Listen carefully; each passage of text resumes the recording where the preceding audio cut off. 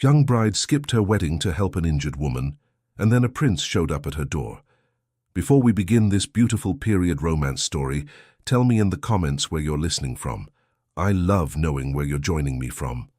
The morning of Charlotte Bennet's wedding began long before the sun rose, with the scrape of chairs and the soft thud of hurried footsteps along the narrow corridor. "Charlotte, sit still, child," the seamstress muttered, needle between her lips. "If you twitch again, I shall stab you, and then see what your fine groom says to a bride with blood on her sleeve." Charlotte tried to laugh. It came out thin. "I am not twitching," she said. "I am merely breathing." Her mother, Mrs. Bennet, paced behind them, hands clasped so tightly the knuckles showed pale. "Breathing is all very well," she said, "but do remember that today the entire town will be breathing with you. Reverend Hales has had the church polished until it shines. Mrs.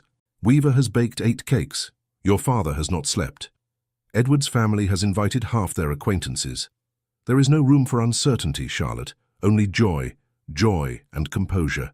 Charlotte met her own eyes in the small looking glass. The girl who stared back wore white satin and lace and a wreath of orange blossoms. She looked like a bride in a storybook, arranged, immaculate, pleasing. She did not look like a woman about to make a choice. "I understand, Mamma," she said softly. "I shall be composed." Her mother leaned over her shoulder and adjusted a loose curl. "You are making an excellent match," she reminded her. "Edward is respected already, and he will be more so in a few years. He will be kind to you. You will have a safe home. Think of the security, dear. Think of your sisters. If this goes well, it lifts us all." Charlotte nodded. She had thought of little else for weeks. Safety, security, respectability. All the heavy, sensible words grown people loved. And yet, beneath them, another word had been whispering. If this life was wrong for her, if Edward's careful politeness never warmed into real tenderness, if she woke each day beside a man she did not quite understand, and felt, very quietly, alone. Her younger sister, Emma, burst into the room then, saving her from further thoughts. "Oh, Charlotte, you look beautiful," Emma breathed, skidding to a halt before the dress. "Edward will faint. Or he would, if he had any dramatic sense at all." "Emma," their mother said sharply. "What? He is very good, but he is not dramatic," Emma replied without apology. She bent to whisper in Charlotte's ear. "If you decide at the last moment that you cannot do it, I shall pretend to swoon, and you may climb out of the vestry window." Charlotte smiled in spite of herself. "I am not climbing out of any windows." "Good," Mrs. Bennet said crisply, "because it would ruin the skirt." The joke faded, and silence crept in again. The seamstress made a final knot and stepped back. "There," she declared, "you are finished." The words felt ominous, as if something other than the dress had been completed. Her father appeared in the doorway, hat already in hand, coat brushed until it shone. "Charlotte," he said quietly. She turned. For a moment, neither of them spoke. Mr. Bennet's eyes were not bright with excitement, as her mother's were. They were softer, more searching, as if he, more than anyone, understood that something was being sealed. "You look very pretty, my dear," he said at last. "Edward is a fortunate man." "Thank you, Papa." He stepped forward and took her hand. "If at any point today you cannot breathe," he murmured so only she could hear, "tell me." Her throat tightened. "I shall be quite all right," she answered. "Truly." He squeezed her fingers once, gently, and released them. "The carriage is ready," he said aloud. "We must not keep an entire congregation waiting." The next moments passed in a blur. Cloak over her shoulders, gloves smoothed, a kiss on her mother's cheek, Emma's whispered promise to wave wildly from the front pew, her younger brother Thomas's clumsy bow, the hum of voices from the front of the house, the scent of flowers everywhere. Outside, the small hired carriage waited, polished within an inch of its life. Ribbons trailed from the lamps. The coachman tugged his hat respectfully as Charlotte emerged and climbed up with her father's help. Town women stood by their garden gates, pretending to tidy, watching with frank interest. Men paused with their tools on their shoulders. Children whispered, eyes wide. Charlotte smiled because it was expected. "How are you feeling?" her father asked once they were settled and the wheels began to roll. She watched the familiar cottages slide by. "I feel," she said slowly, "as if I am standing at the edge of something and cannot see the ground below." Her father's expression tightened. "We need not speak in images, my dear," he said. "Do you feel you can go through with this?" She hesitated. Words balanced on her tongue and did not fall. "Yes," she said instead. "I can." He watched her for another long moment, then nodded, as if settling some internal argument. "Very well, then we shall." The carriage moved through the main street, where the crowd grew thicker. People nodded, some called blessings. A few children ran alongside for a few yards, laughing. Charlotte glimpsed the church spire ahead, white against the pale sky. The bells began to ring, slow and solemn, and then as they turned past a narrow side road she saw her. A woman lay half in the ditch, half on the rough verge, one arm crooked beneath her, skirts twisted. Her grey hair had come loose from its pins. No one knelt beside her. People gave her a wide berth, glancing and then looking away, as if proximity to misfortune might be contagious. Charlotte's hand shot out, catching the side of the carriage. "Papa," she said sharply, "do you see?" Mr. Bennet leaned forward. "I see someone has slipped," he replied, troubled. "Perhaps someone from the poor cottages. The sexton will have been sent for. There is always some confusion on big days. We must not delay now, Charlotte." The coachman, hearing the exchange, flicked the reins to urge the horse on. "Stop," Charlotte said. Her father turned to her in surprise. "My dear." "Stop the carriage," she repeated louder. The coachman faltered, looking back. "Miss?" "Do as she says," Mr. Bennet ordered, though his voice betrayed reluctance. The carriage juddered to a halt. Distantly, the bells continued to ring. "Charlotte, listen to me," her father said quickly. "If we step down now, tongues will wag. People are watching. They will think something is wrong." "Something is wrong," Charlotte answered. She pointed toward the woman. "There, that. She is hurt." "She may simply be resting," he protested weakly. "I am sure someone else will attend to her. This is your wedding day. There is a church full of guests, a groom at the altar. A groom who would prefer I ignore a person lying in the road is not a groom I wish to marry," Charlotte said, surprising herself with the sharpness in her voice. Her father stared at her. "You cannot mean—" "I do not know what I mean," she cut in, "only that I cannot sit here and ride by." Before he could stop her, she gathered her skirts and stepped down onto the road. The air felt suddenly cold, though the day was fair enough. Voices rose from the crowd as people realized the bride had left her carriage. "Miss Bennet," someone called. "Miss Bennet, the church is that way." "Charlotte!" Mr. Bennet hissed from the carriage. "For heaven's sake, child, think." She walked toward the fallen woman. Up close, the figure did not look like one of the village beggars. Her gown, though dusty, was of decent cloth. Her boots were well made. A small brooch gleamed faintly at her throat. Deep lines marked her face, but there was a delicacy in the hands, a fineness about the mouth. "Madam?" Charlotte knelt, her wedding dress brushing the dirt. "Madam, can you hear me?" The woman's eyelids fluttered. A faint sound emerged from her lips, more sigh than word. Charlotte touched her shoulder gently. "Are you in pain? Can you move? Where?" The woman's voice was hoarse. "I was walking, and then—" "We must fetch someone," Charlotte said. She looked around at the growing ring of onlookers. "Will no one help me carry her?" There was a murmur. People shifted. A few men glanced at one another, then away. "Miss, the vicar is waiting," a woman called.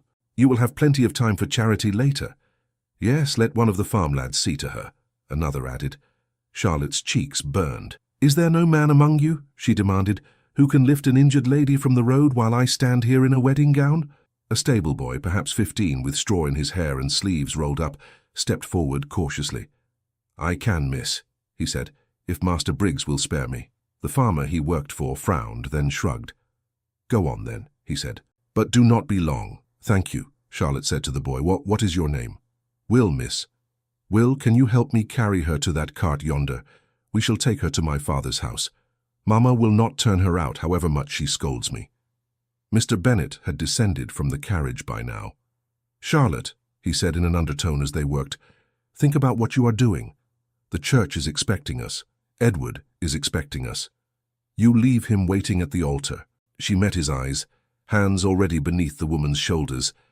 "If you had been lying in this road when you were courting Mamma," she said quietly, Would you have wished her to pass you by?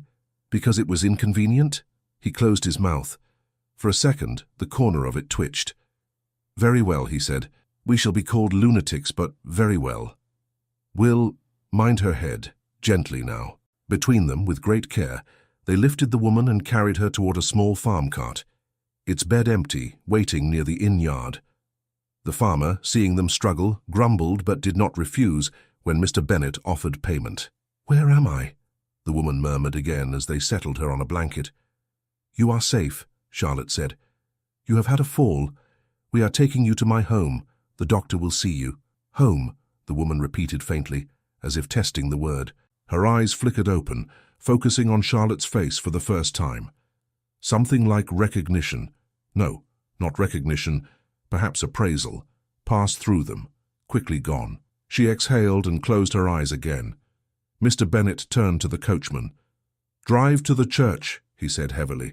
"Tell Reverend Hales there has been an incident. I shall follow as quickly as I am able." Charlotte straightened, dirt on her gloves, her skirts smudged. "I am not coming to the church, Papa," she said. The words fell between them like a stone. "Do not be absurd," he replied at once. "You must stand up with Edward at least. The rest can be explained. We will send the woman on with a maid." Charlotte shook her head. "I will not leave her," she said. "Not while she is unconscious, not until the doctor has seen her. I cannot." "Charlotte," he rarely said her name in that particular tone. It held warning, pleading, and paternal authority all at once. "You are about to throw away your future," he said hoarsely. "Think, once the bells stop and everyone understands you did not appear, there will be no way to undo this. Edward's pride will not bear it." Charlotte felt the weight of his words press against her chest. She imagined the church, flowers, guests, Reverend Hales clutching his Bible, Edward at the altar, his mother with her pinched, satisfied expression. She imagined walking up the aisle, saying the words, signing her name, becoming Mrs. Edward Harrow, respectable wife. She imagined this woman, left lying in the road because everyone preferred to hurry to cake and ceremony. "I should like to be the kind of wife," she said slowly, "who does not walk away from a person in distress. If I begin my married life by doing so, I am not sure what kind of woman I shall be in 10 years' time." A strange, fierce calm settled over her as she spoke. "I am sorry, Papa," she said. "I know what this will cost, but I cannot." He stared at her, torn. Then, with a resigned exhale that seemed to carry years in it, he nodded once. "Then I shall go to the church alone and explain that my daughter has been delayed by an act of mercy," he said. "Whether they believe me is another matter entirely." He helped Will climb up beside the woman in the cart. "I will ride with them," Charlotte said. "Will you tell Mamma?" "I shall tell her everything," he answered with a weary smile. "I may leave out the part where you compared me to a man lying in a ditch. That may be too much for her nerves." The attempt at humor nearly undid her. "Thank you," she whispered. He took her hand and kissed her forehead. "Whatever happens," he said quietly, "you are my daughter. That does not change." Then he turned, climbed back into the carriage and rode away toward the church, toward the expectations she had just walked away from. The farm cart jolted as it started. Charlotte held the side with one hand and steadied the woman with the other. Will clicked his tongue at the horse. "Begging your pardon, miss," he said after a moment, "but they will talk, you know." "Oh, they talked before," Charlotte replied. "Now they shall have something more interesting to say." The ride to the Bennet house felt longer than usual. Every person they passed turned to stare, the bride in dusty satin, the unknown woman lying motionless in the cart. By the time they turned into the narrow lane leading to the Bennets' modest home, Charlotte's cheeks had ceased to burn. They were simply numb. Mrs. Bennet rushed out as soon as she heard the wheels. "Charlotte, what under heaven?" She stopped, seeing the cart's occupant. "Who is that?" "A lady we found in the road," Charlotte said, climbing down. "She was injured. I brought her here." "You brought a stranger here," her mother repeated faintly. "On your wedding day." "Where else should I have taken her?" Charlotte asked. "We could not leave her there." Mrs. Bennet pressed a hand to her temple. "Bring her in," she said after a moment. "I suppose we are already ruined. We may as well add charity to the list." They carried the woman carefully into the house. "Mrs." Bennet directed them to Charlotte's room. "Not the parlor," she muttered. "If anyone calls, they must not see this." "Oh, Charlotte, what have you done?" Charlotte ignored the last part. She pulled back the coverlet on her bed and helped Will ease the woman down onto the mattress. For a moment the woman's eyes opened again. "This is my room," Charlotte said gently. "You are safe here. The doctor is coming." "Your room," the woman whispered. "You gave your bed, of course." The woman's hand twitched, as if she meant to reach for Charlotte's, then fell limp once more. The local doctor, Mr. Avery, arrived not long after, breathless and disordered, having apparently been intercepted on his way to the church. "I had been promised cake," he grumbled as he set down his bag, "and now I find myself summoned here instead. Miss Bennet, I hope this is truly urgent." Charlotte stepped aside so he could see the woman. "I believe it is," she said. He sobered at once, bent over the bed, checked pulse, pupils, limbs. He murmured. "No broken bones that I can detect. A bump to the head, perhaps. Exhaustion. She has passed a shock of some kind. She needs rest, quiet, and perhaps a broth when she wakes. Do you know her name?" "No," Charlotte said. "She has not given it." "Her clothing is of quality," he noted. "Not a commoner. You have stumbled upon some mystery today, Miss Bennet." "That seems to be the theme of the day," she answered. He glanced at her, then at Mrs. Bennet hovering in the doorway. "Your husband tells me there is talk at the church," he said carefully. "They are not used to brides abandoning their weddings for roadside rescues." Mrs. Bennet made a small, strangled sound. "They say she has run away," she burst out, "that she has changed her mind, that she has disgraced her fiancé, his family, us, everyone. Oh, Charlotte, people will never forget this." Charlotte folded her arms over her borrowed apron. "They will have a story to tell at supper for many weeks," she said. "I am sorry for the pain I have caused you, Mamma. I truly am. But would you really rather I had left this woman lying in the road so that the vicar might begin on time?" Mrs. Bennet opened her mouth, then closed it again. Tears shone in her eyes. "I would rather," she said brokenly, "that fate had not required you to choose between decency and duty on the same morning." Dr. Avery straightened. "She will live," he said. "She must not be moved for at least a day. You have done her a service, Miss Bennet, whatever the cost elsewhere." He packed his instruments, made a few further recommendations, and left, muttering about missing his slice of wedding cake. The house felt oddly quiet after he went. The ticking of the clock in the parlour sounded louder than usual. Through the slightly open window, Charlotte could hear distant church bells tolling the end of a service that had never properly begun. "Did the ceremony take place at all?" she asked, turning to her mother. Mrs. Bennet sank onto a chair. "There was no ceremony," she said dully. "Your father says Reverend Hales waited, hoping you would appear. Edward stood like a statue. His mother whispered like a viper. When it became clear you were not coming, your father explained about the woman in the road. Half the church thought it an excuse. The other half thought you mad. Edward removed the ring from his pocket, thanked the guests for attending, and left without a word." Charlotte pressed her hand to her mouth. "Did he send no message?" she asked in a small voice. "None. His mother did." Mrs. Bennet's tone sharpened. "She said the engagement is broken. She said their family does not associate with people who make a spectacle of themselves. She said—" "That is enough," Charlotte interrupted quietly. "I understand." In the small bedroom, the woman on the bed breathed steadily, oblivious to the ruin her presence had brought down upon her rescuer's head. "What are we to do now?" Mrs. Bennet whispered. "Who will marry you? Who will marry Emma, when everyone knows what her sister has done? Your father is not a wealthy man. You have destroyed your prospects, Charlotte." Charlotte looked at her sleeping guest. "I did not destroy them," she said calmly. "I exchanged them." "For what?" her mother demanded. Charlotte searched for an answer and found only a hollow, wordless space where her old life had been. "For the knowledge that I am not a coward," she said at last. "If that is all I have, it will have to be enough." Her mother covered her face with her hands. "Your father will be home soon," she said. "We shall talk more then. For now, stay with her then. It seems you have chosen your company." She left the room, shutting the door with more force than was necessary.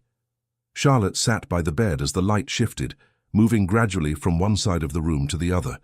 At times the woman muttered in her sleep, fragments of phrases that made no sense. "Not the ledger. I must speak to—" "No, not yet." Charlotte wiped her brow, adjusted the blanket, held a cup of water to her lips when she stirred. The house sighed and settled around them. Once or twice, Charlotte heard raised voices in the parlor, her mother's sharp, her father's low and strained. She knew they were speaking of her. She remained where she was. Toward evening, Emma slipped in, eyes red. "Charlotte," she whispered. Charlotte rose and embraced her. "I am sorry," she said. Emma clung to her. "I heard what they are saying in the village," she murmured into Charlotte's shoulder. "They say you ran away. They say you have a lover somewhere.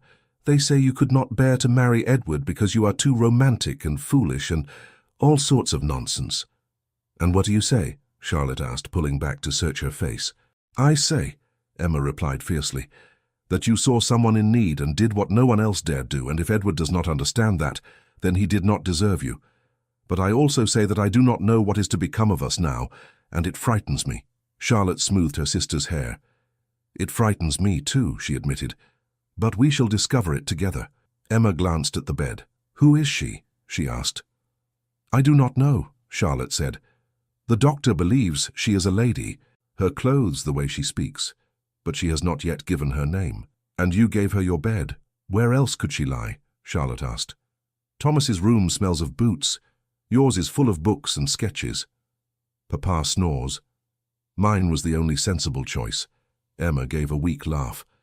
"You will make me cry again if you keep being noble," she said. "I must go help Mama with supper. She is in a state. I think only activity keeps her from exploding." She slipped out again. The door closed softly. Dusk crept in. Charlotte lit a candle and watched the flame steady itself. The woman's breathing remained even. From time to time she opened her eyes, unfocused, then drifted back into sleep. Once she caught Charlotte's hand with surprising strength. "You should not have stopped," she murmured. "They will be angry." "They already are," Charlotte said. "But I cannot regret it." The woman's fingers relaxed. "Good," she whispered. "Then perhaps there is hope yet." Charlotte did not know what she meant. By the time the first stars pricked the sky, Charlotte's own body ached with weariness. She rose to stretch, moving to the small window to look out. The lane outside was quiet now, the earlier bustle gone. A dog barked somewhere in the distance. The bells were silent. She wondered where Edward was at that moment. At home, being comforted by his mother. Alone in his room, furious, relieved. The thought of his pale, controlled face at the altar cut through her, and she pressed her hand to the glass. "I am sorry," she whispered to the dark. "I did not mean to hurt you. I simply could not be someone else." Footsteps sounded on the path outside the house, firm, unhurried. Not the light scamper of Emma or Thomas, not the shuffle of Dr. Avery's gait. Voices followed. Her mother's startled exclamation, then her father's pitched low and astonished. "Good evening, sir," she heard him say. "This is an unexpected honor." An honor. Charlotte frowned. Honor was not a word her father used for neighbors. A moment later there was a knock at the front door. Not a tentative tap, but a clear, confident rap that echoed down the small hallway and into Charlotte's bones. She glanced at the sleeping woman, then smoothed her skirt and slipped out into the corridor. Her heart beat uncomfortably fast as she passed the parlor, where she glimpsed her mother gripping the back of a chair, white-faced, and her father standing as if unsure whether to bow. "Charlotte," Mrs. Bennet whispered, "compose yourself for mercy's sake." Charlotte stepped into the narrow front hall. The knock sounded again, measured and firm. She stared at the door, then at her own trembling hand as she reached out. As she reached for the latch, heart hammering in her throat, she had no notion that the simple act of opening that door would change the rest of her life. Charlotte lifted the latch and pulled the door open. On the step stood a man she had never seen before, yet everything about him announced he was not ordinary.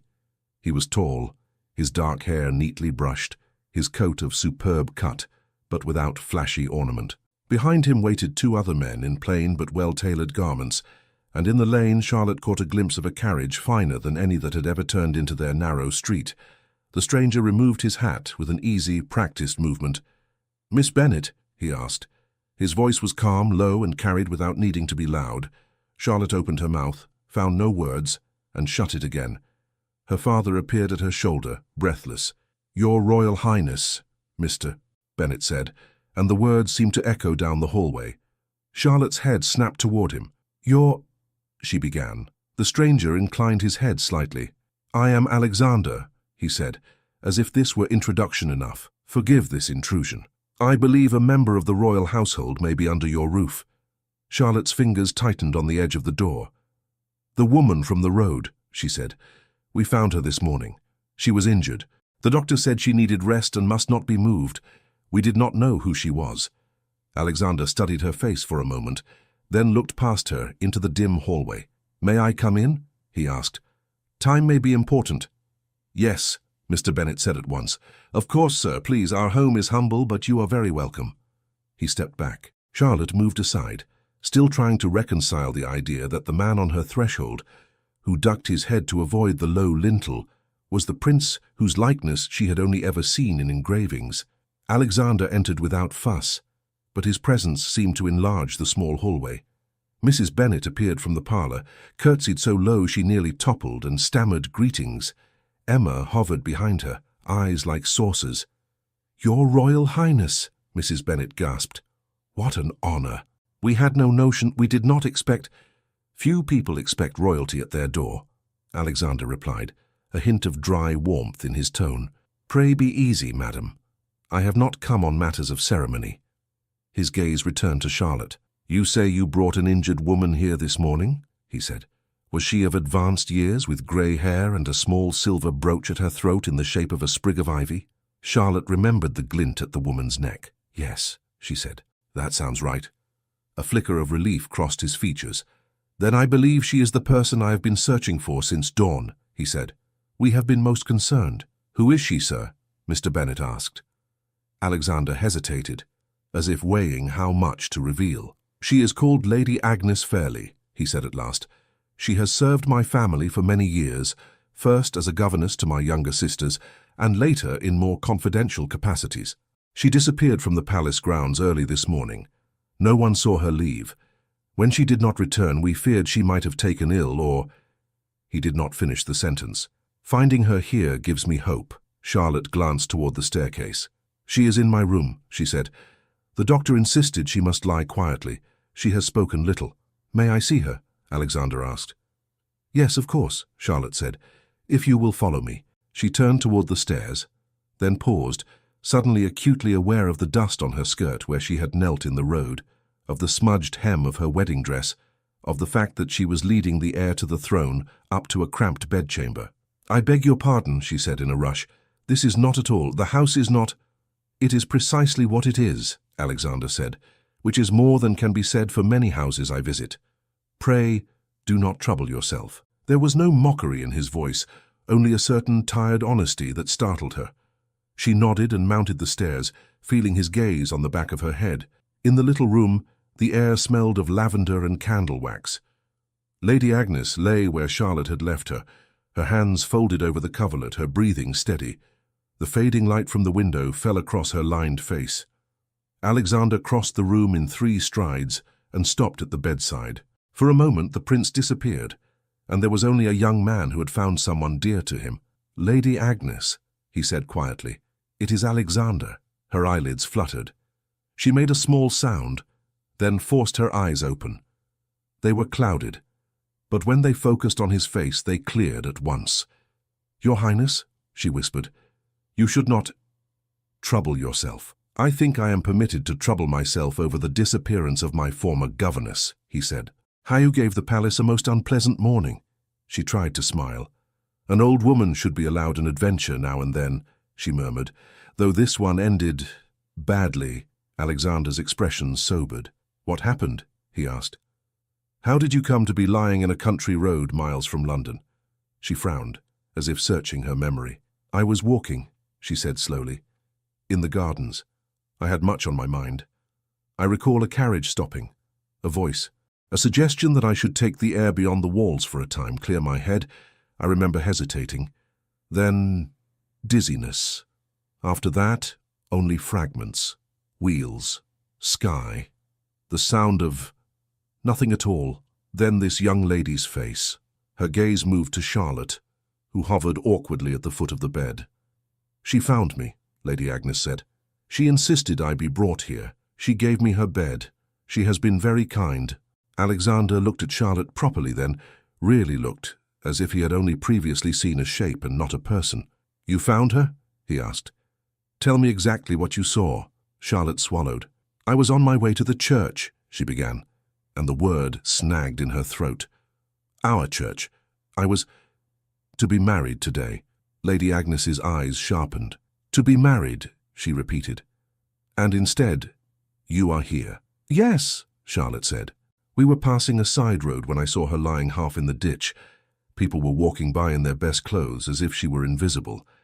I asked the coachman to stop. I climbed down. She was breathing, but barely responsive. I could not leave her there.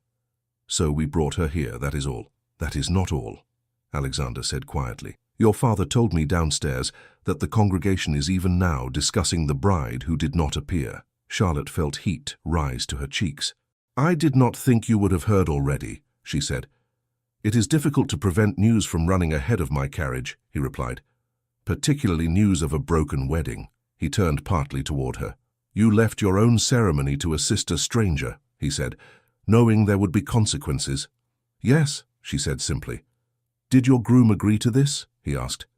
He does not agree now, Charlotte answered. The engagement is broken. Something flickered across his face. Surprise first, then a grim kind of understanding. I regret that your kindness has cost you so dearly, he said. I regret only the pain I have caused my family, Charlotte said. Not the decision itself. Lady Agnes made a soft sound of approval. Good, she murmured. We must not ration compassion according to convenience. Alexander rested his hand lightly over hers. You must rest, he said. We will speak further when you are stronger. For now, know that you are safe, and that those who care for you are grateful. She closed her eyes again, her lips moving as if in prayer. Alexander stepped back. Charlotte noticed that his shoulders, which had been tight when he entered, had lowered by a fraction. Thank you, Miss Bennet, he said. You have done more than you know. She shook her head. I did what anyone ought to have done, she replied. In my experience, he said, what anyone ought to do and what anyone actually does are rarely the same. He glanced around the room. You have given up your bed to her, he observed. Where will you sleep? On the parlour sofa, I suppose, Charlotte said. Or Emma will insist on sharing. We shall manage. He nodded as if filing this away. May we speak downstairs? He asked. I do not wish to disturb Lady Agnes further. Of course, she said. They left the room together. On the landing, there was a brief awkwardness as they tried to allow one another space.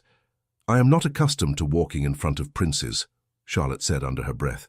And I am not accustomed to barging ahead of young ladies in their own homes, he replied. We shall descend side by side and confound etiquette on both sides. She gave a startled little laugh, then stifled it, aware of the tension below. In the parlour, Mrs. Bennet stood rigidly by the mantel. Emma perched on the edge of a chair. Mr. Bennet had clearly not known what to do with himself, and had therefore done nothing, which gave him the air of a man rooted to the carpet. They all rose when Alexander entered. Lady Agnes will recover, he said without preamble. Thanks in great part to your daughter's intervention. Mrs. Bennet's eyes filled with tears. We are very glad to have been of service, sir, she said, though I confess we had no idea who she was. We thought perhaps... She faltered, then plunged on. Well, we did not think it would end in a prince in our sitting room. Alexander's mouth curved faintly. Nor did I, he said. Yet here we are. He turned to Mr. Bennet. Sir, I wish to express my gratitude, he said. Your willingness to admit a stranger to your home, to call your doctor, to endure gossip on her behalf, speaks well of you. Mr. Bennet looked both proud and uncomfortable. It was Charlotte's doing, sir, he said. I confess I was thinking more of the vicar's schedule than of the lady's health. I did not understand what my daughter was asking me to be. And now? Charlotte asked softly. He met her eyes. Now I am trying to catch up, he said. Before anyone could say more, heavy footsteps sounded on the front path, followed by a sharp knock that rattled the thin door. Voices drifted in, male, agitated. Mrs. Bennet paled. Oh, heavens, she whispered. He has come. Who? Emma asked, though she plainly knew. Edward, Mrs. Bennet said, and his mother, and likely half the Harrow clan. The knock came again, more insistent. Alexander looked from one face to another. This is your former fiancé? He asked Charlotte quietly.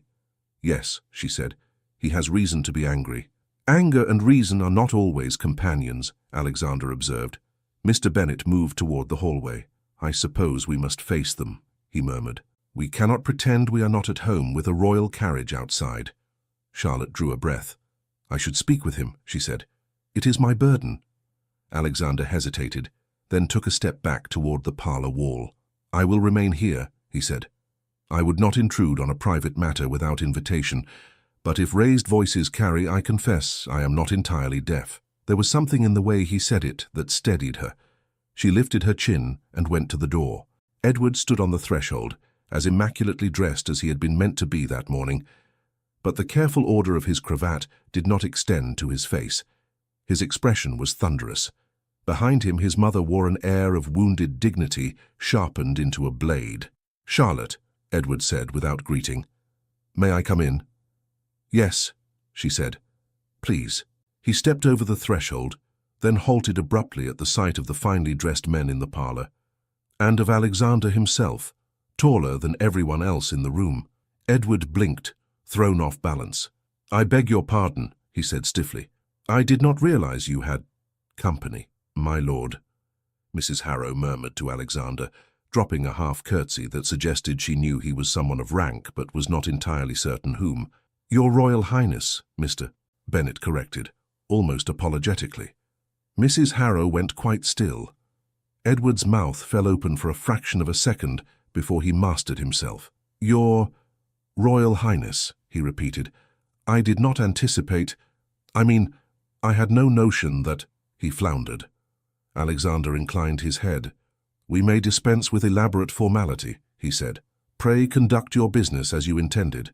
I am here in part because of Miss Bennet's actions this morning, so I bear some responsibility for the current confusion." Edward's gaze snapped to Charlotte. "Your actions this morning," he said, the words brittle. "Yes, I should like to hear how you describe them, in the presence of such distinguished witnesses." Mrs. Bennet made a small warning sound. "Edward," she began. "No, Mrs. Bennet," he said, not unkindly but very firmly. "I have been made a spectacle of. I have the right to ask why." Charlotte clasped her hands to keep them from shaking. "I am sorry," she said. "Truly, I did not intend to humiliate you. You left me waiting at the altar," he said.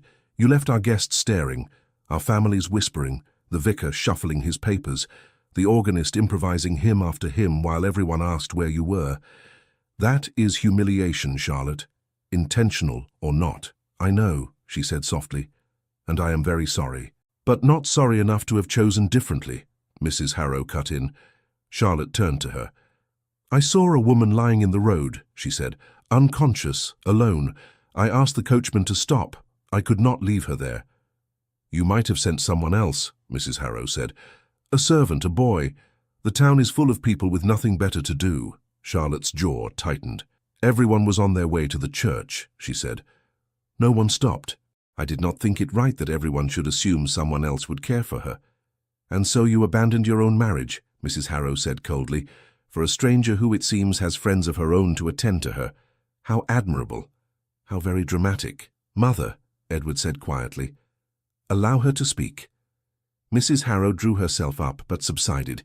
Edward faced Charlotte again. "Was I so little to you," he asked, "that you could set me aside for the sake of a woman you had never seen before?" "You were not little to me," Charlotte said. "That is why this hurts. But our marriage would have been ill-founded if it required me to ignore someone in need in order to preserve your dignity." "Dignity," he repeated. "You think this is about dignity? This is about trust. I thought I knew you. I thought you were steady, sensible, aware of your duties. Instead, I discover on the most public day of our lives that your impulse is to act on a sudden feeling and throw all plans aside." He took a breath. "Perhaps we have both been mistaken," he said. "Perhaps you are not the woman I believed you to be, and I am not the husband you require." Charlotte's throat closed. "Edward," she whispered. He reached into his coat and drew out a small velvet box. Opening it, he revealed the ring that had been meant for her hand. "I came to return this," he said. "It is no longer appropriate that I keep it, nor that you wear it even in memory. Our engagement is at an end. My mother has drafted a notice to that effect to be carried discreetly to those who attended the non-ceremony." Mrs. Bennet's hand flew to her mouth.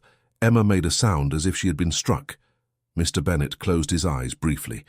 Alexander watched, expression unreadable, one hand resting fingertips against the mantel. Charlotte looked at the ring. It glittered in the fading light. It represented stability, respectability, a future already sketched in detail. She did not reach for it. "I will not ask you to reconsider," she said. "That would be unfair. I have caused you pain and embarrassment. You have the right to release yourself." "So you admit that your behavior was shameful," Mrs. Harrow said. Charlotte turned to her. "I admit it was inconvenient," she said. "I admit it was costly. I do not accept that it was shameful." "You would choose to ruin your life for the sake of a stranger," Mrs. Harrow said with derision. "Perhaps you will think differently when gossip ensures that no respectable man will look at you twice." "Respectable men who value their good name more than another human's safety are not men I wish to marry," Charlotte replied, with a calm she did not feel. There was a brief, astonished silence. Edward's eyes searched her face.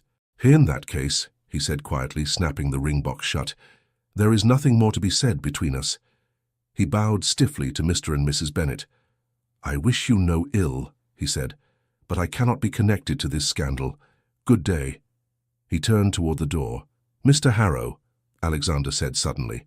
Edward halted, startled. "Yes, Your Royal Highness?" he said, careful now. Alexander regarded him for a long moment. "I do not presume to interfere in private arrangements," he said, "but I feel obliged to say that Miss Bennet's actions this morning may have prevented a grave misfortune from becoming a tragedy. The woman she rescued is of high standing and great value to the Crown. Her loss would have been deeply felt. Whatever else you may think of Miss Bennet, remember that." Edward's jaw worked. "I am glad, sir, that the lady is of importance to you," he said. "Perhaps that will be some comfort to Miss Bennet when the importance of her own prospects diminishes." "That will do," Mr. Bennet said sharply. Edward inclined his head again, this time more to the prince than to anyone else, and left, his mother following, lips pressed tight. Through the open door, Charlotte could see a knot of neighbours in the lane, craning necks, pretending not to stare at the royal carriage while blatantly doing so. The door closed. For a moment, no one moved. Mrs. Bennet sank into a chair, her composure finally cracking. "It is done," she whispered. "It is really done." "Oh, Charlotte." Charlotte stood very straight in the middle of the room. "Yes," she said, "it is done." Emma came to her side and took her hand. "I am sorry you had to hear such things," Alexander said after a moment. "Yet I must confess, it was instructive." "Instructive," Charlotte repeated. "I have long been told," he said, "that the English middle class is a model of restraint and propriety. Today I have seen that it is also capable of extraordinary cruelty, expressed in very polite sentences." Despite herself, Charlotte gave a short, breathless laugh. It caught in her chest and turned into something like a sob. Emma tightened her grip on her hand. "Your Royal Highness," Mrs. Bennet said, dragging herself upright, "we are deeply ashamed that you have witnessed such unpleasantness under our roof." "You need not be ashamed of what others choose to say," he replied. "As for Miss Bennet, I have no doubt that time will show the worth of her decision." He looked at Charlotte again. "You did not ask me who Lady Agnes is beyond the simple title I gave you," he said. "Perhaps you should know that she has been working quietly to uncover certain irregularities in the administration of charitable funds connected to the Crown. She has made enemies among those who prefer their accounts not to be examined too closely." Charlotte frowned. "You mean someone might have wished her out of the way," she said slowly, "so that she could not reveal what she had learned." "It is a possibility we must consider," he said. "Her disappearance this morning, the vague circumstances of her journey beyond the palace grounds, the fact that she was found alone and injured, all this troubles me. And now you and your family are connected to it. The gossip that surrounds you is not only about a broken engagement. It may become about matters of the Crown." Mr. Bennet stiffened. "We are honest people, sir," he said. "We have nothing to do with the affairs of the court." "And yet," Alexander said, "you have sheltered someone who does. That is enough to draw unwelcome attention."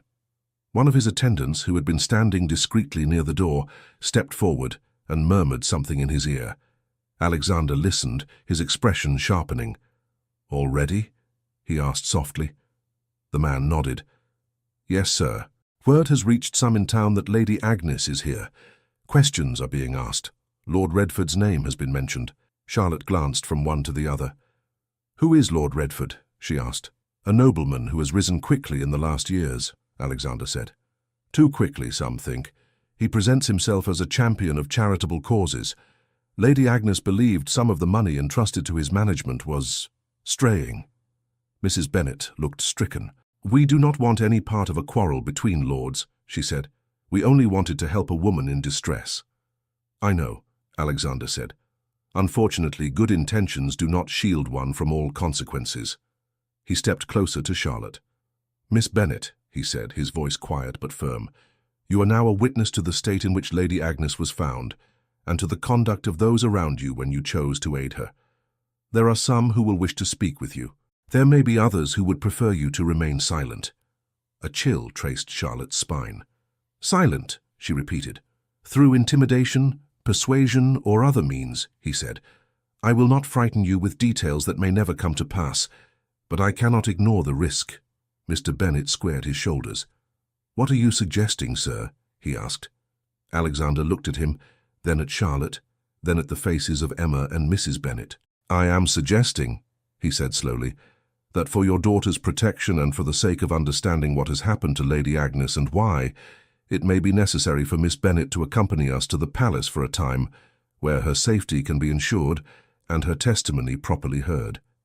He paused, then added with all the weight of his station behind the words, For your own safety, and for the sake of the truth, Miss Bennet, I must ask that you come to the palace with me. For a few moments no one answered.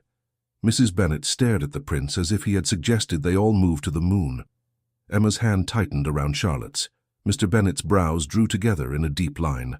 To the palace, Mrs. Bennet repeated faintly. Our Charlotte.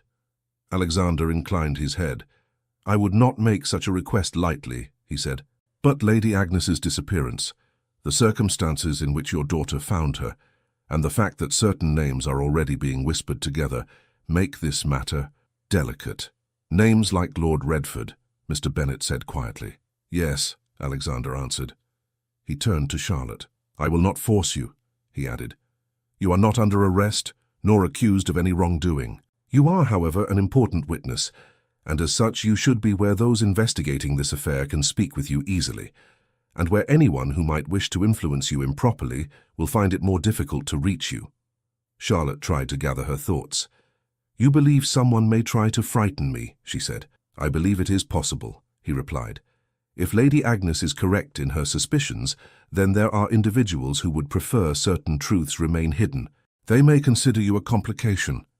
Mrs. Bennet made a soft, desperate sound. She is a young woman, she said. She has never been further than the next town. She is not made for intrigues and plots.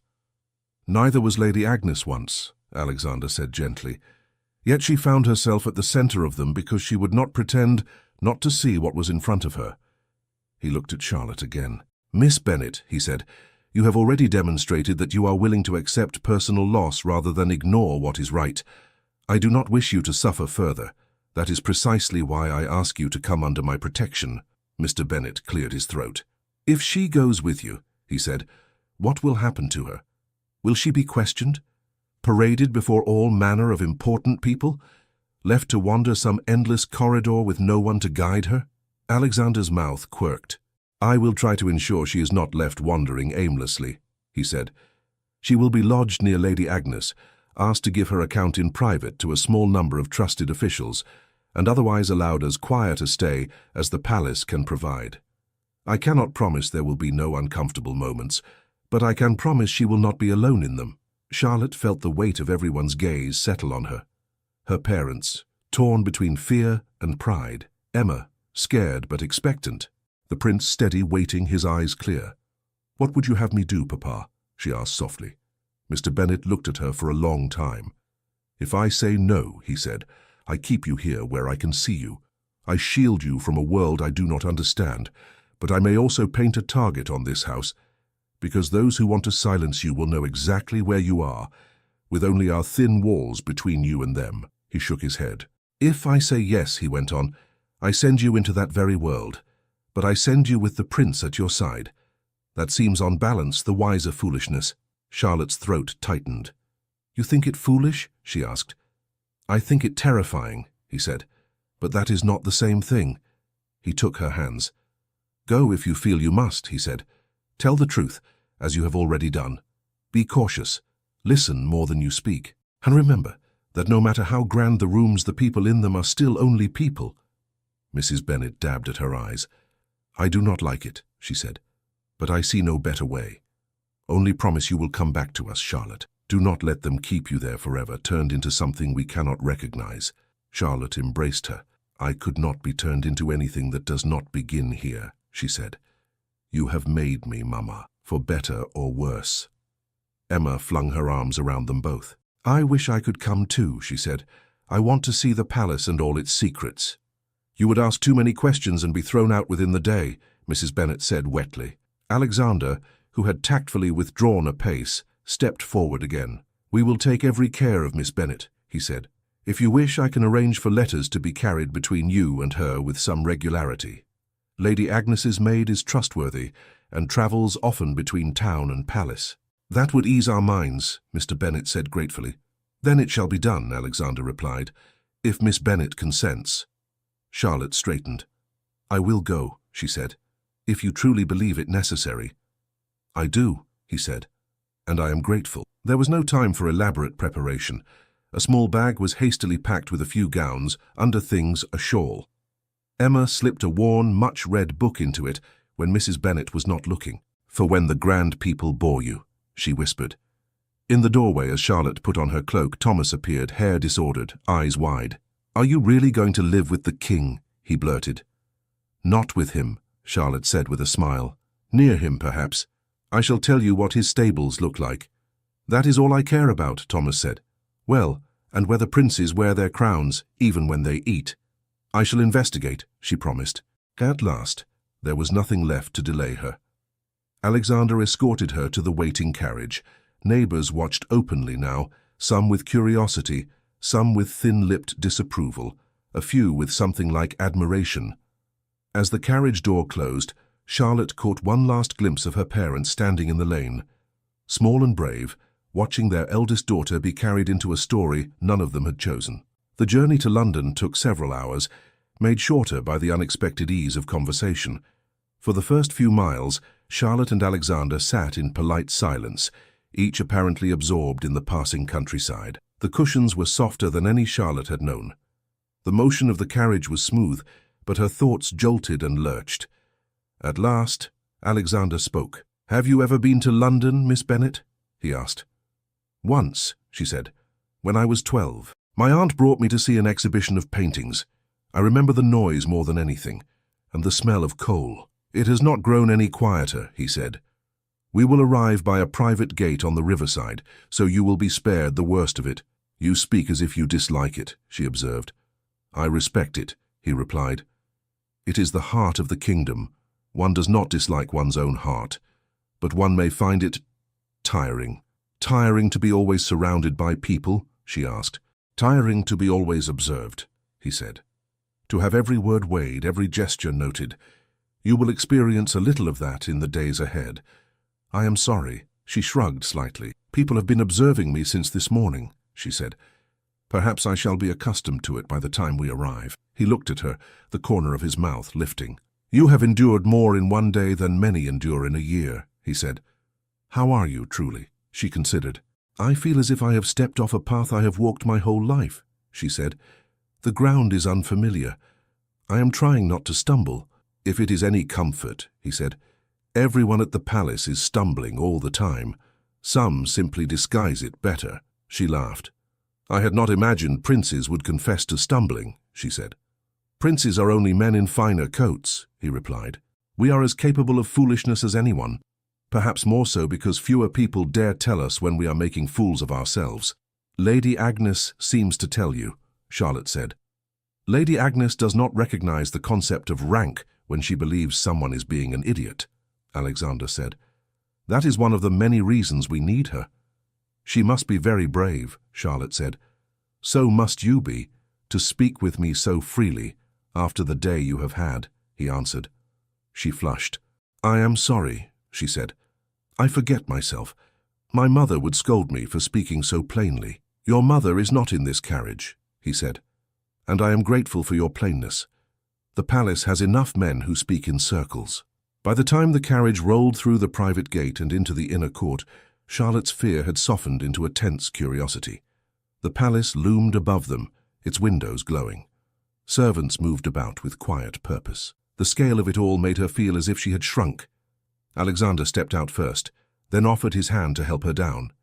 She placed her gloved fingers in his and tried not to stumble on the stone. "Welcome to Whitehall, Miss Bennet," he said.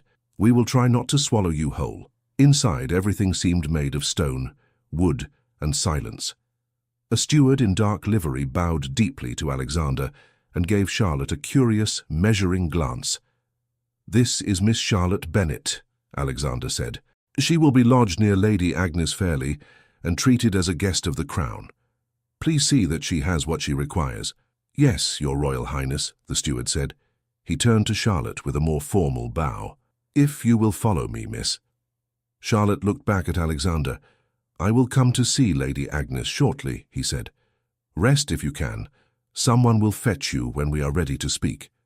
She nodded and followed the steward. The corridor seemed to stretch on forever, lined with doors, portraits, and an occasional cluster of women in fine gowns who paused in their conversation to watch her pass. "Who is that?" one murmured, not quite quietly enough. "The bride who ran away," another whispered back. "I heard she is in disgrace." "Then why is she in the prince's company?" a third asked. "Perhaps she is not as much in disgrace as we think," the second replied. Charlotte pretended not to hear. Her cheeks burned. The steward at last stopped before a modest door in one of the side wings. "This will be your room, miss," he said. "Lady Agnes's chamber is just along the corridor, 3 doors down. Her maid, Mrs. White, will look in on you. If you have any need, pull that bell cord there." The room was small compared to the great halls, but larger than Charlotte's room at home. A narrow bed stood against one wall, a washstand against another, a chair by the window. "This is very comfortable," she said. "We are glad it pleases you," the steward replied. "The prince was specific that you should be near Lady Agnes." That thought warmed her more than the fire laid, but not yet lit in the grate. Left alone, she set down her bag and sat on the edge of the bed. For a moment, exhaustion descended like a heavy cloak. She let herself fall back onto the coverlet and closed her eyes. A knock came at the door almost immediately. She sat up. "Come in," she called. A brisk woman in middle years entered, dressed in a plain gown and apron, her hair covered with a cap. "Miss Bennet?" she asked. "Yes, I am Mrs. White, Lady Agnes's maid," the woman said. "I am to see that you have what you need. The prince told me of your assistance to my lady. We are all obliged." "How is she?" Charlotte asked quickly. "Sleeping," Mrs. White said. "She has done nothing else all day, which is as it should be. The physician says she may be ready to speak at greater length tomorrow. For tonight we are to keep her quiet." "I am glad," Charlotte said.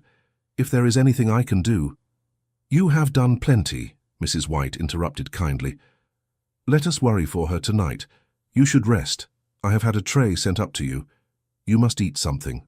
Charlotte realized suddenly that she had not eaten since a hurried bite of bread hours before the ill-fated wedding. "Thank you," she said. "Mrs." White set a tray on the small table, then paused. "One more thing," she said. "You will hear talk. Servants, ladies, lords. They will all have their version of what has happened. Take none of it too much to heart. The palace runs on gossip as much as on coal." "I have discovered that already," Charlotte said. "Then you are ahead of many," Mrs. White replied. "Good night, miss." When the door closed, Charlotte sat alone with the ticking of an unseen clock and the murmur of distant voices. She forced down a few bites of food, more from obedience than appetite, then rose and splashed water on her face. A short time later, another knock came, gentler this time. It was the steward again. "His Royal Highness and Sir Henry Markham, the King's legal adviser, would be grateful for a few minutes of your time, miss," he said. Charlotte smoothed her hair, straightened her gown, and followed him. They led her to a smaller library, lined with books and warmed by a crackling fire. Alexander stood by the hearth, speaking quietly with a grey-haired man in spectacles. "Miss Bennet," Alexander said as she entered, "allow me to introduce Sir Henry Markham. He is assisting Lady Agnes in examining certain troubling matters. Sir Henry bowed. "Miss Bennet," he said, "we are very grateful that you agreed to come." "I am not sure how much help I can be," she said. "I know very little." "You know what you saw," Sir Henry replied. "That is all we require. Please sit." She took a chair near the fire. Alexander sat opposite her. Sir Henry settled at a small writing desk, pen poised. "Begin at the beginning," Sir Henry said. "Tell us everything from the moment you entered the carriage this morning until the moment the prince knocked at your door." She did. Her own words sounded strange to her ears, as if she were reciting a story about someone else. She described the decorated carriage, the bells, the woman in the road, the crowd's reluctance to help, the farm cart, the doctor's visit, Edward's anger, Alexander's arrival. "Did you see any other carriage near the place where Lady Agnes lay?" Sir Henry asked. "No," she said, "only ours, and people walking to church." "Were there any marks on the road? Ruts, hoofprints?" he pressed. "There are always marks," she said. "It is a busy road. But I did not see a carriage waiting nearby, if that is what you mean. She seemed to have been left there." Sir Henry nodded, making notes. "Thank you," he said. "It confirms much of what we suspected." Alexander leaned forward. "Lady Agnes mentioned a carriage at the palace gate and a voice encouraging her to take the air," he said. "Does anything in your description contradict that?" "I do not think so," Charlotte said. "If she was brought out of the city by carriage and then left on the road, I would not have seen the vehicle, only the result." "Precisely," Sir Henry said. "It is a cleaner arrangement than anything overt. If she had not been found quickly, her death could have been attributed to mischance, a fall her age." Charlotte shivered. "But she was found," she said, "and she will live." "Yes," Alexander said, "and that is not good news for whoever arranged her disappearance." Sir Henry cleared his throat. "We must consider how Lord Redford will respond when he learns that Lady Agnes has not vanished as thoroughly as he hoped," he said. "He is too subtle to act rashly, but he may attempt to discredit any who speak against him. That includes Lady Agnes, and now you." Charlotte clenched her hands in her lap. "I do not even know the man," she said. "What harm can I do him?" "You can confirm that Lady Agnes was found injured and alone, far from where she should have been," Sir Henry replied. "You can confirm that you have no connection to her or to the palace, that you had no motive to fabricate such a tale. Your very ordinariness will strengthen her credibility." "Ordinariness," she repeated with a faint smile. "I have never been so grateful to be dull." Alexander's gaze softened. "I would not call you dull," he said quietly. She looked down. "Nevertheless," Sir Henry continued briskly, "Lord Redford will not enjoy the prospect of a stubborn old lady and a principled young woman pulling at the threads of his carefully woven reputation. He is skilled at shaping opinion. He will set his own stories circulating." "Stories about me," Charlotte said. "Yes," Sir Henry said. "Questions about your motives, your character, your sudden appearance in relation to a royal matter.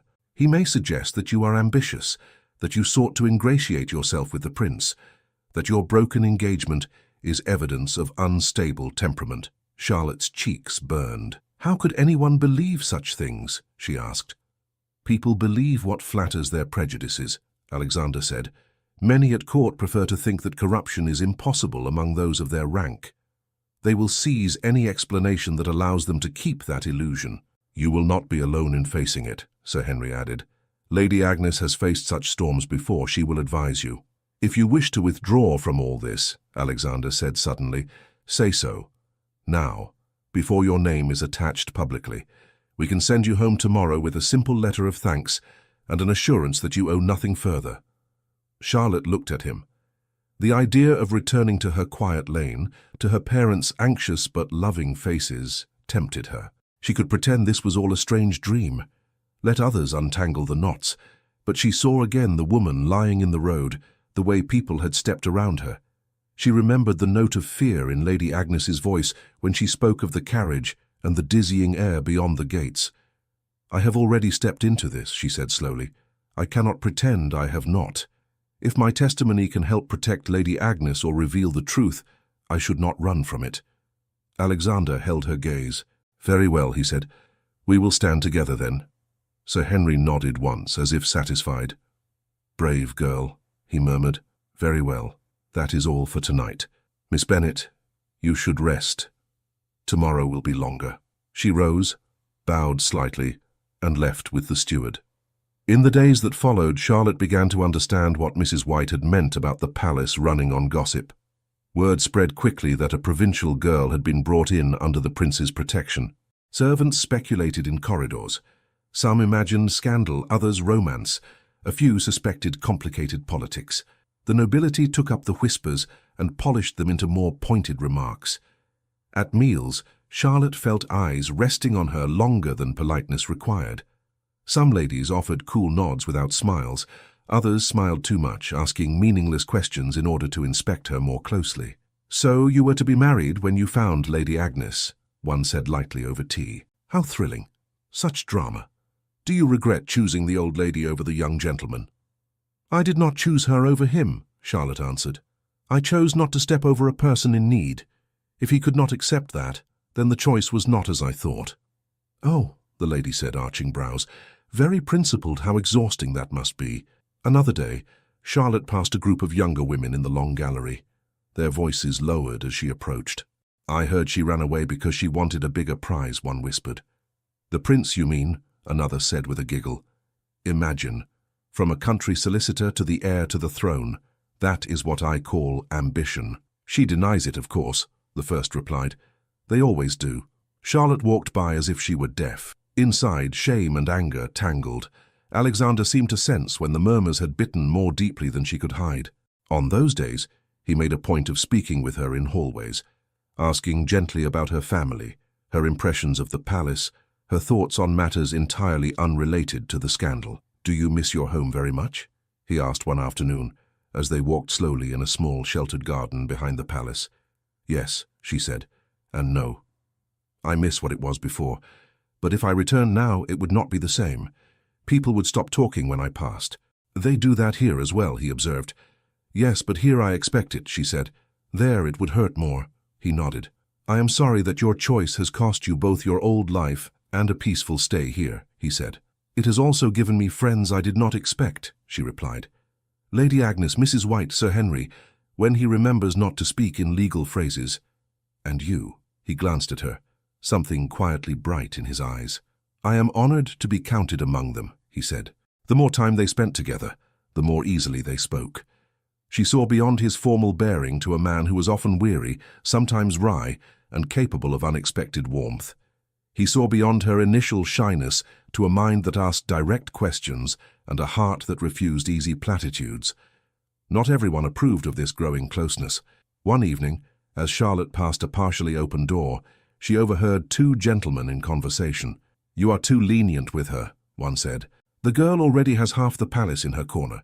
If you are seen with her much more, tongues will wag in earnest." Alexander's voice answered, calm but firm. "They are wagging already, Lord Redford. I see no reason to adjust my steps to their rhythm." Charlotte froze at the name. "You must be cautious," Lord Redford replied smoothly. "The appearance of partiality can be dangerous, particularly when it involves someone connected to a lady who has, shall we say, expressed doubts about my affairs." "She has expressed doubts about more than your affairs," Alexander said. "She has expressed doubts about your character." Redford laughed softly. "Old women are prone to suspicions," he said, "and young women are prone to hero worship. You have always favored causes that appeal to the heart, Highness. Do not let that blind you to the possibility that Lady Agnes has been misled, or that this Miss Bennet enjoys her sudden elevation more than she admits." Charlotte moved away before she could hear more. Her pulse pounded. Later that night, as she sat at the small desk in her room trying to write a letter home that would not alarm her parents, she heard a faint scuffling outside her door. There was no knock. Instead, a thin slip of paper slid under the threshold and came to rest by her foot. She stared at it for a moment, then picked it up.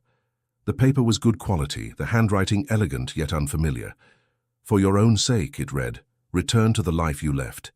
You are being used in a game you do not understand. The prince will not be able to protect you when this matter comes fully to light. No signature, no address." Her hands trembled slightly as she read it again. Her first instinct was to dismiss it as a crude attempt to frighten her. Yet the steady script and the choice of words did not feel crude. They felt calculated.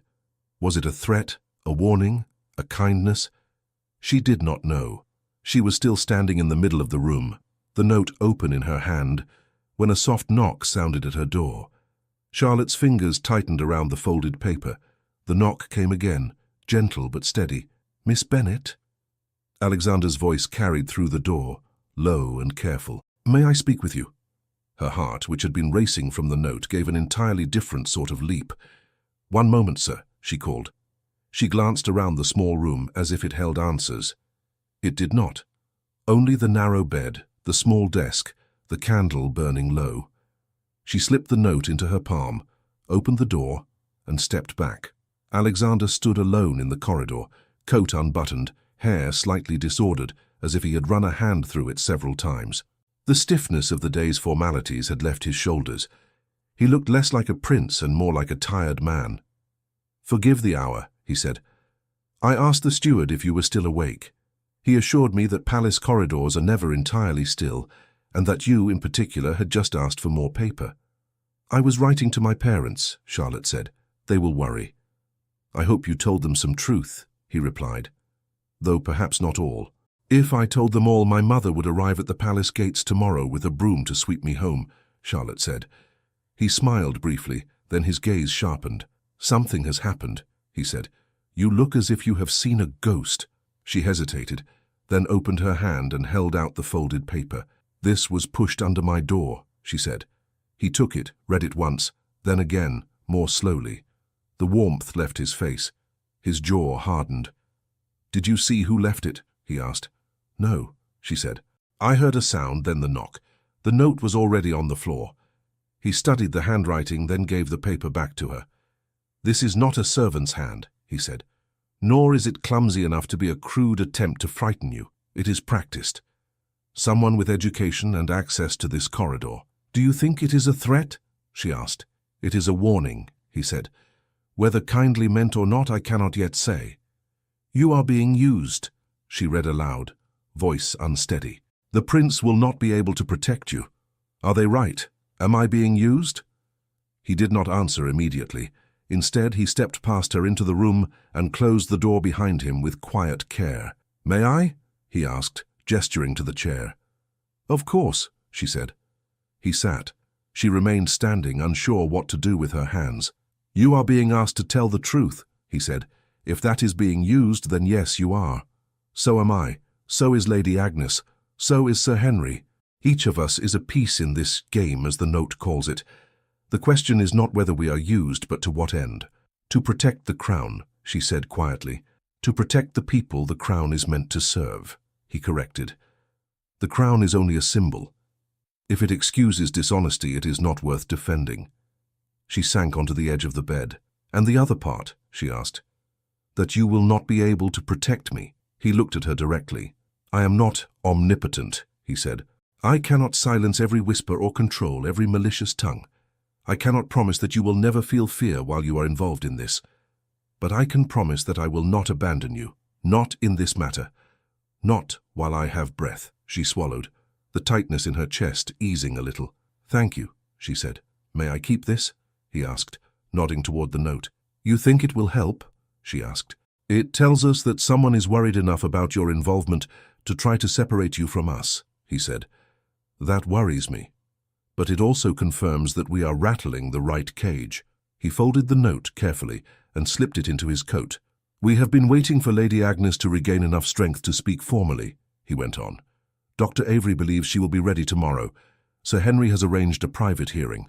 Only a few will attend. Myself, Sir Henry, a representative of my father, Lord Redford, as he is implicated, and you, if you are willing." "I am willing," she said at once, then hesitated. "Will it be very frightening?" "It will be serious," he replied. "But Lady Agnes will not allow it to become theatrical, nor will I." He studied her face. "I came tonight to ask once more if you wish to withdraw," he said. "This note makes me more certain that you should not. Which is unkind, I know, but necessary." "I understand," she said. "If I ran now, I would think of that woman in the road every time I closed my eyes. I cannot bear that." He nodded. "You are braver than you feel," he said.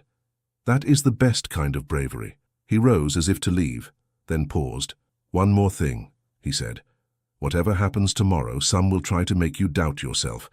They will question your memory, your motives, even your intelligence. Listen to their questions, but do not let their tone burrow into you. You know what you saw. That is enough. I will remember, she said.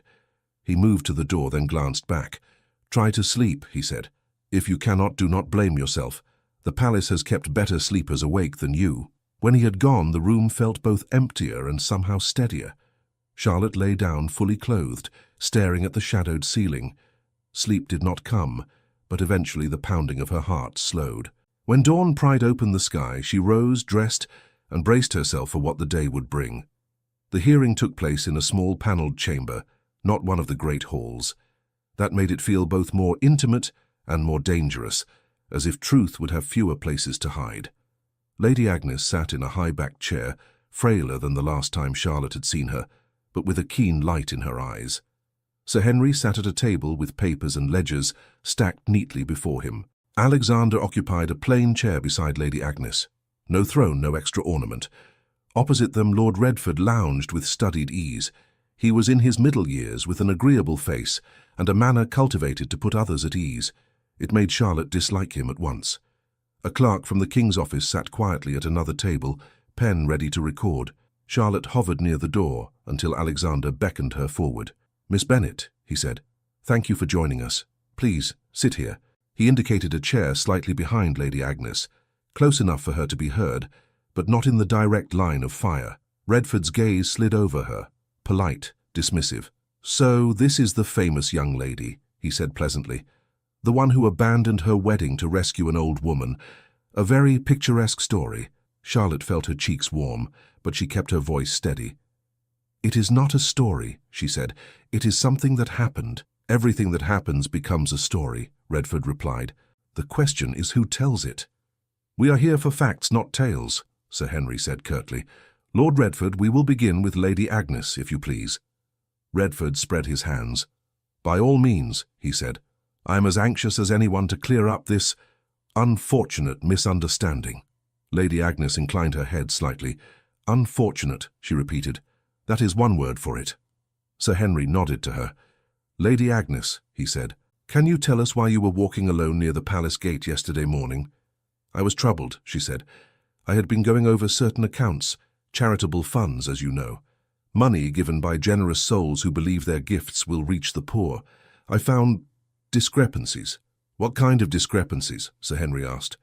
"Amounts that had been allocated on paper, but did not appear in the records of the charities," she replied. "Sums that vanished between the Crown's hand and the hands of the needy. When I traced the path of the money, it consistently passed through organizations under the patronage of Lord Redford." Redford smiled faintly. "As do many funds," he said.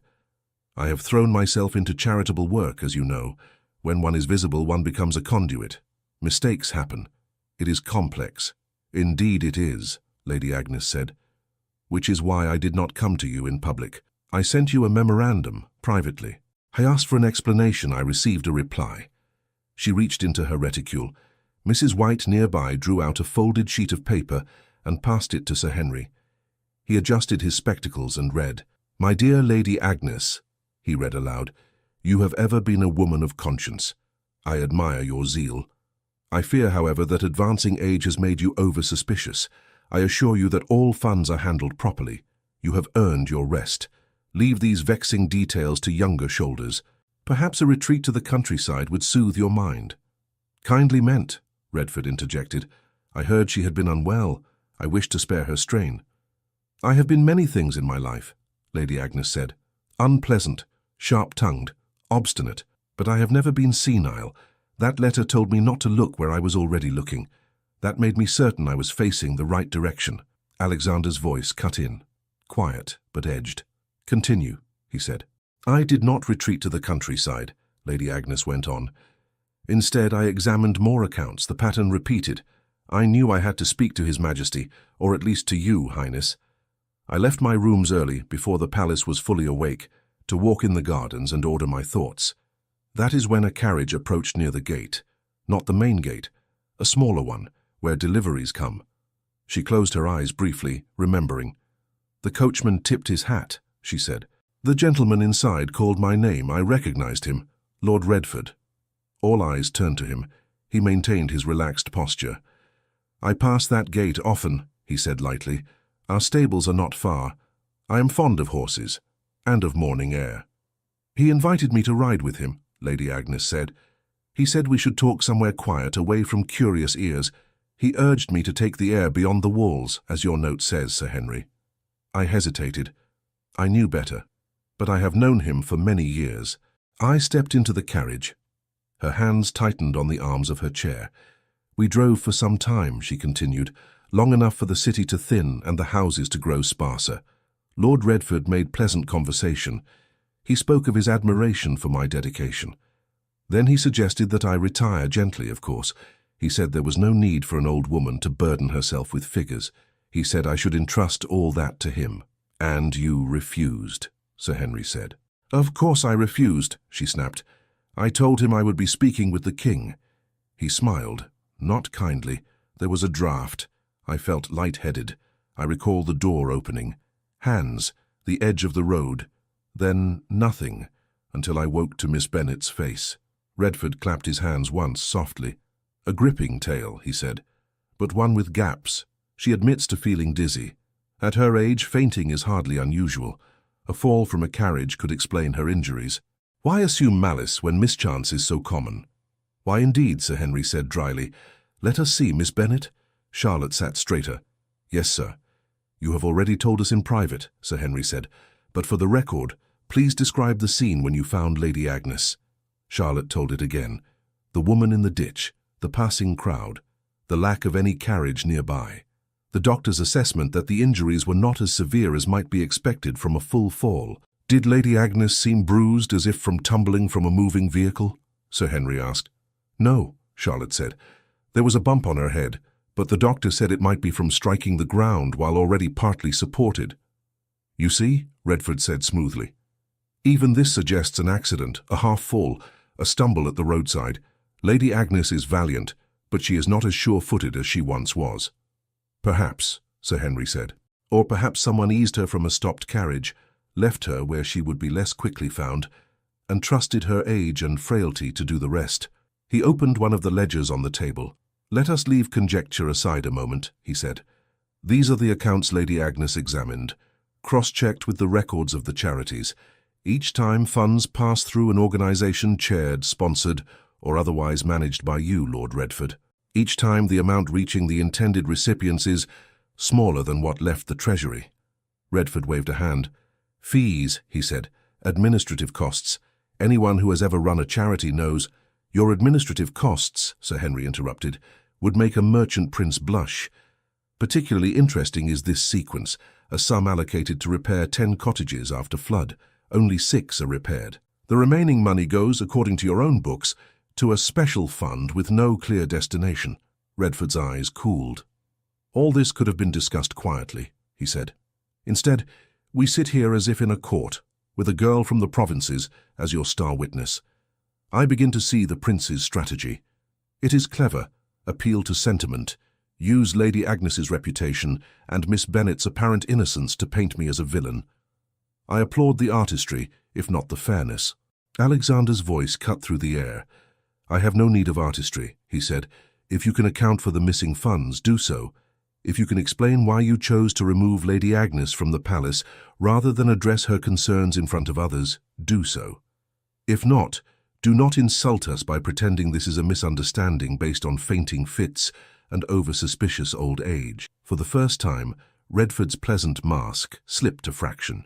You entertain dangerous ideas, Highness, he said. If you begin to believe that every grumble from those beneath you signifies corruption, you will drown in accusations. The nobility will not thank a prince who treats them as suspects. The nobility will have to grow used to it, Alexander said coolly. Trust is not a birthright. It is earned. A silence fell. The clerk's pen scratched. At last, the representative from the king's office, who had so far said nothing, cleared his throat. Lord Redford, he said, His Majesty has followed these developments with concern.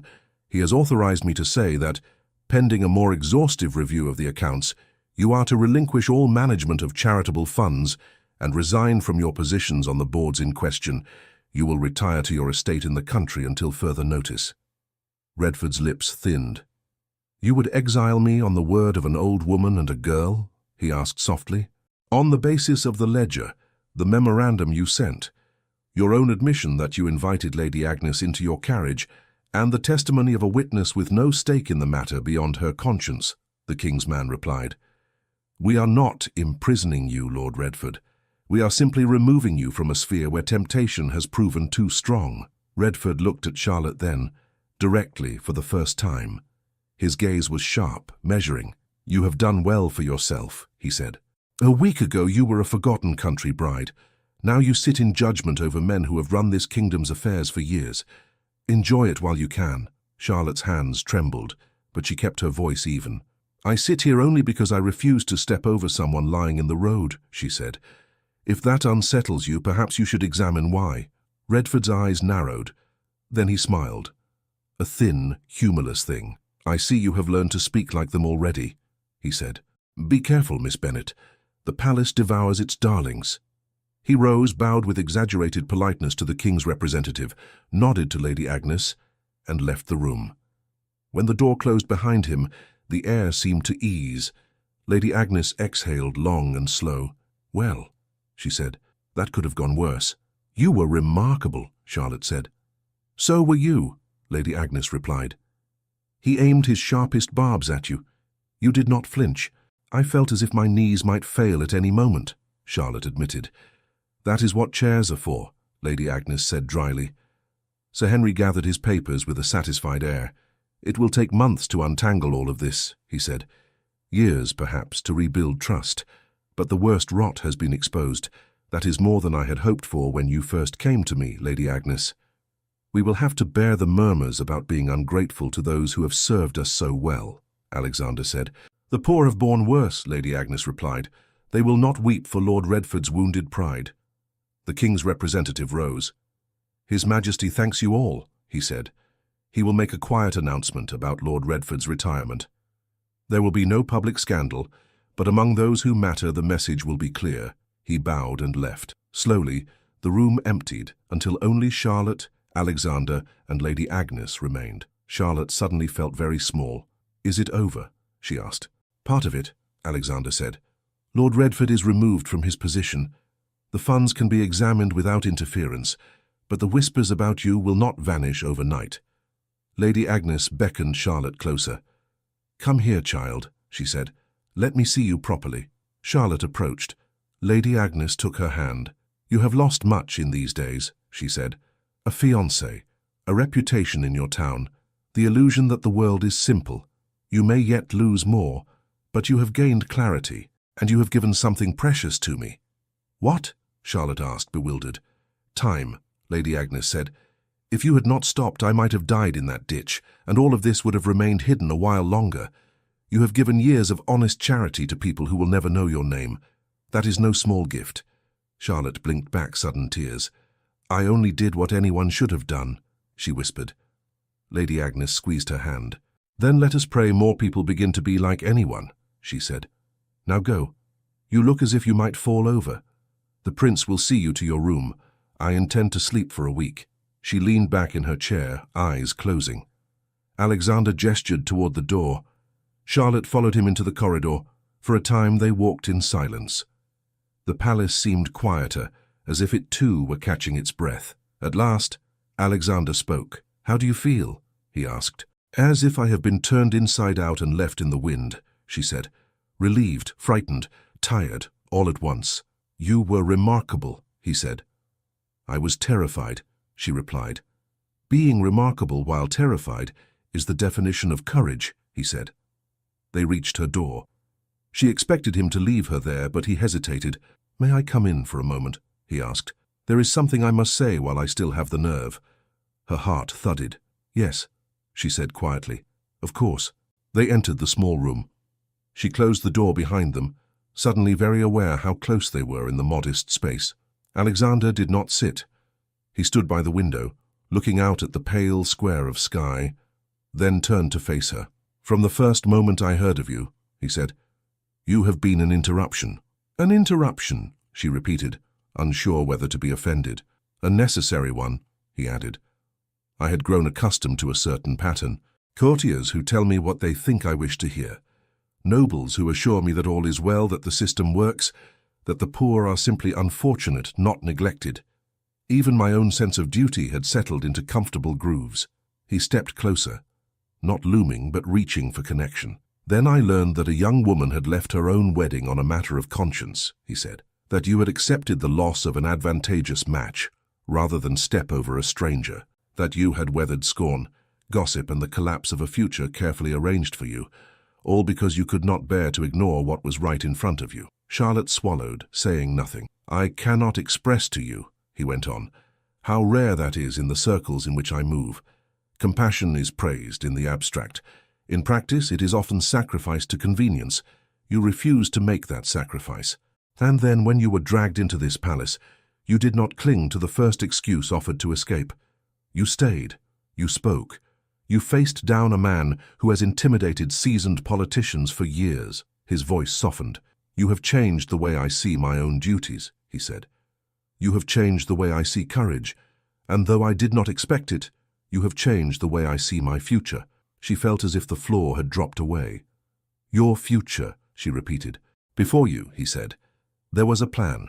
A suitable bride from a suitable family. A marriage that would please the nobility, calm the government, and allow me to fulfill expectations. I do not say it would have been miserable. Perhaps we would have reached a certain respectful affection. He shook his head slightly. But now, he said, I know that I could not stand beside someone who would have stayed in that carriage. I could not share my life with someone who values appearance over truth. He took a breath. Charlotte, he said, using her given name deliberately, I find that I care for you, deeply, not as a symbol, not as an idea, but as the woman who sat by an old lady's bed, who comforted her sister through tears, who laughed at my clumsiest attempts at humor, who has looked me in the eye when others lower theirs. Her hands trembled. Highness, she began. He lifted a hand, not to silence her, but to steady his own nerves. I will not put you in a position where you feel you must answer out of gratitude, he said. You have already given more than enough to my family and this palace. You owe us nothing, least of all your heart. I must say this carefully. He looked directly into her eyes.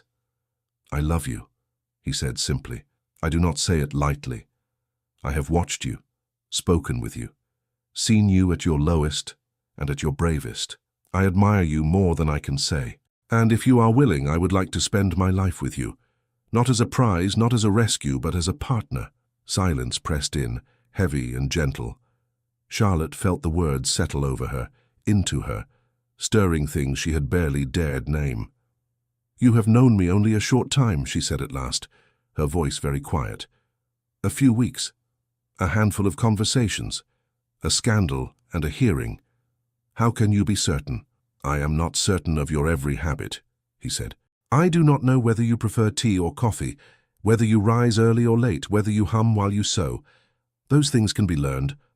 I am certain of your character, and that is what matters most in a life lived in public and under pressure. He took another careful step toward her. But I must ask you, he said, what do you feel? You have been through so much. Any feeling you have toward me may be entangled with gratitude or with the awe of finding yourself in these halls. If that is all it is, say so. I will step back. I will ensure your family's comfort. I will remain your friend and nothing more. She drew a shaky breath. When I first saw you at our door, she said, I thought you were another person come to judge me.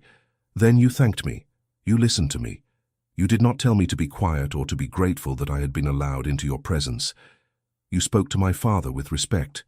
You made room in this place for an ordinary girl. She met his gaze. At first I thought my heart beat fast around you because you were a prince, she went on, because all my life I have heard that princes are like creatures from stories. But over these days I have seen you tired, impatient, worried, amused. I have watched you choose the harder path when an easier one was open. I have seen you risk the goodwill of powerful men to defend those with no power at all. Her lips trembled into something like a smile. I find myself thinking of you when I'm alone, she said. Not of your title, but of your kindness, your steadiness, the way you look at people when they speak, as if they matter. When you enter a room, I feel less alone. She looked down at her hands. I do not know what love should feel like in the stories, she said, but whatever it is I feel when I think of you, when I hear your voice, when I imagine a future with or without you, I cannot pretend it is small. It frightens me. It also comforts me. He exhaled, a breath he had been holding. Is that a yes? He asked quietly. It is not yet a yes to everything that would come with standing beside you in public, she said. There is too much to consider. My family, the kingdom, the scrutiny. I would like to say yes to you first, to the man, to the possibility. That is all I ask, he said. He did not reach for her. Instead, he bowed his head slightly, as if receiving a trust. Then, Charlotte, he said, with your permission I will speak to my father, to Lady Agnes, to those whose counsel I value. We will not rush. We will proceed with care. If at any point you feel overwhelmed, you may say so, and we will pause. She laughed through the tears that had finally spilled over. You speak of courtship as if it were a military campaign, she said. In some ways it is more dangerous, he replied, but I believe we can navigate it if we walk together.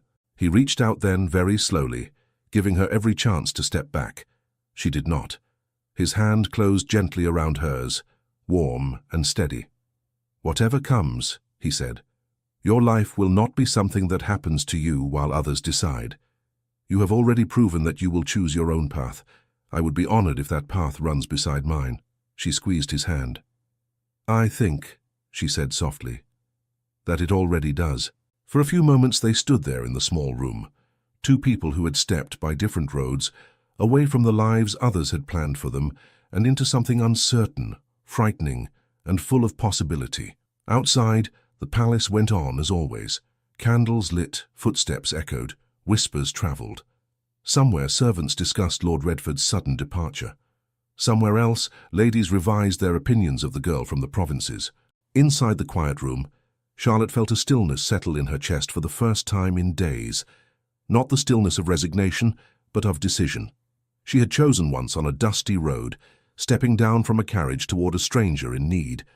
Now, in a different kind of silence, she chose again. The weeks that followed did not pass quietly, but they were rich in small, bright moments that Charlotte would remember for the rest of her life. At first, the palace buzzed like a hive. Lord Redford's sudden retirement to the country became the subject of 100 half-true versions. Some said he was ill. Some said he had offended the king. Others whispered that an old woman and a country girl had brought him down, which sounded like nonsense and therefore fascinated everyone. In the midst of that, Charlotte's name travelled from mouth to mouth. She is the one who found Lady Agnes in the road, a footman would say to a scullery maid. She is the one the prince visits in the side wing, a lady would remark to her friend, pretending she did not mean anything by it. She is the one who made Lord Redford's smile turn thin, a clerk would say with satisfaction, remembering the hearing. The stories were not always kind. Some called her reckless, others calculating. A few romanticized her into something she could not recognize. But beneath the exaggerations, one simple fact took root. When faced with a choice between comfort and conscience, she had chosen conscience. The first time Charlotte left the palace, accompanied by Alexander after the hearing, the city saw them together in the open for the first time. They sat side by side in a carriage with no curtains drawn this time. The sun was pale. The air carried the distant roar of the river. People recognized him at once. They always did. Hats came off, heads bowed, the usual. Then someone noticed her. "Is that the Bennet girl?" a woman near the market cried, clutching her shawl. "From Maple Hollow?" "Yes," a man replied. "The one who left her own wedding, they say." Another voice joined. "My cousin's wife's sister was at that church," he said. "She swears the girl went white as a sheet when she saw someone in the road and jumped out. Foolish, maybe, but brave." "Foolishness and bravery often arrive together," the woman answered. The carriage rolled on. Charlotte heard nothing of this, of course. She only felt the weight of eyes on her and kept her chin level. "Are you regretting this?" Alexander murmured beside her. "I am regretting that I did not wear a thicker shawl," she said, "but I am not regretting this." He smiled, eyes crinkling.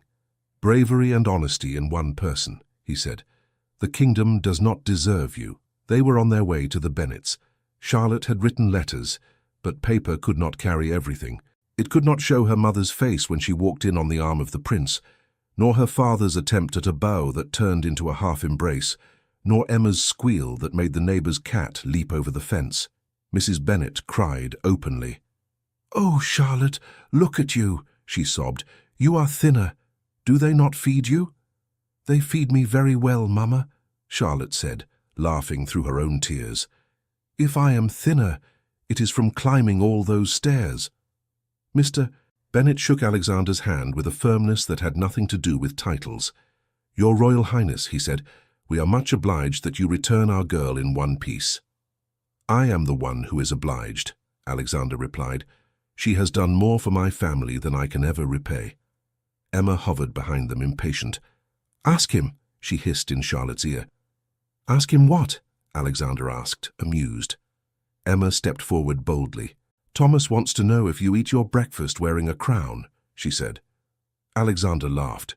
"Tell Thomas," he said, "that my crown is much too heavy for breakfast.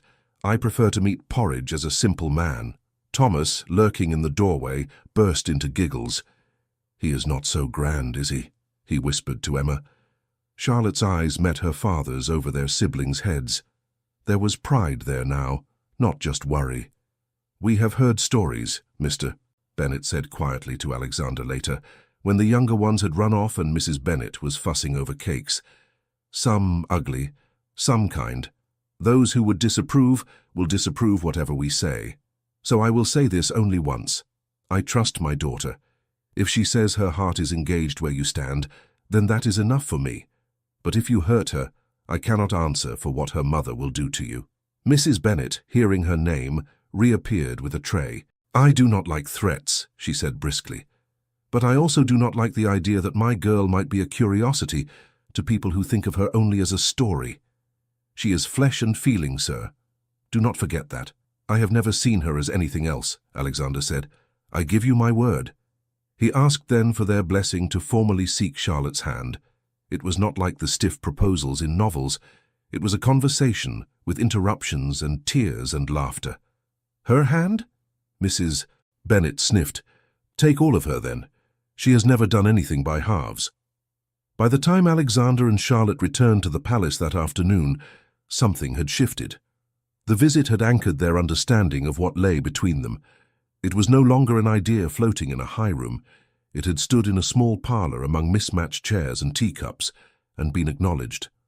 The next step was the king. Charlotte did not attend that meeting. She waited in her little room, hands folded, listening for footsteps that would mean news.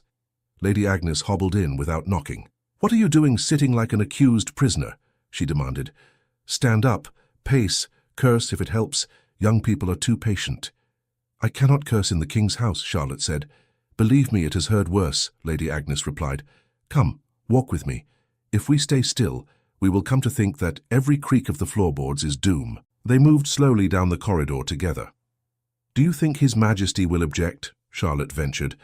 "I think His Majesty likes his son more than he likes tradition," Lady Agnes said. "He will grumble. He will fret. He will ask clever men what the political consequences will be. And then he will remember that the people admire his son most when he does something that resembles decency. I have seen this pattern before." "Has a prince ever married someone like me?" Charlotte asked. "Not in the precise shape of you," Lady Agnes said. "But unions that alarm the nobility have a long and illustrious history. Some ended badly, some saved dynasties.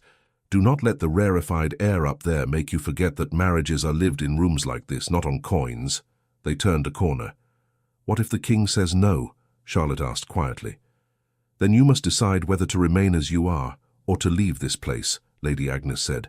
"But do not borrow trouble. We will know soon enough." They knew that evening. Alexander came to Charlotte's door with a look that was not entirely calm, but not weighted with disaster either. "May I come in?" he asked.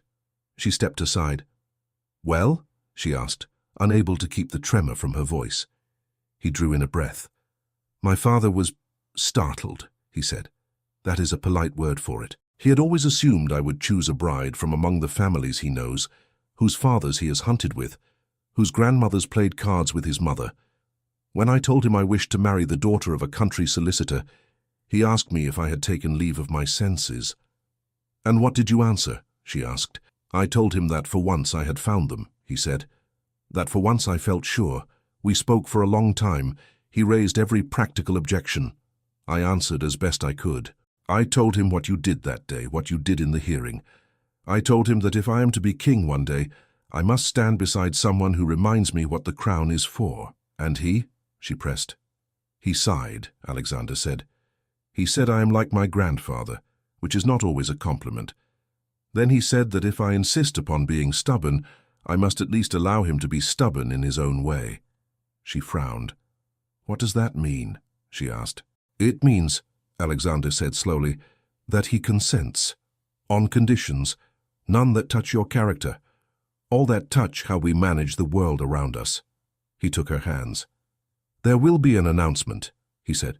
"Soon, carefully phrased. It will speak of a union that reflects the Crown's commitment to the values of the nation, and other such phrases. There will be those who gnash their teeth.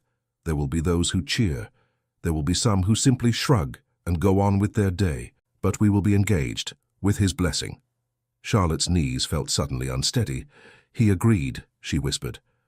"He agreed," Alexander confirmed. "He also said that if this ends badly, I am never to tell him I told you so." She laughed, the sound breaking into a half-sob. "I did not realize I had been holding my breath," she said. "I have been holding it for both of us," he replied. He untangled one hand from hers and reached into his coat. When he drew it out, a small velvet box lay in his palm. "This," he said, "is not meant to impress you by its size or shine. It is simply a symbol." He opened the box. Inside lay a ring, delicate, a single clear stone held by slender metal.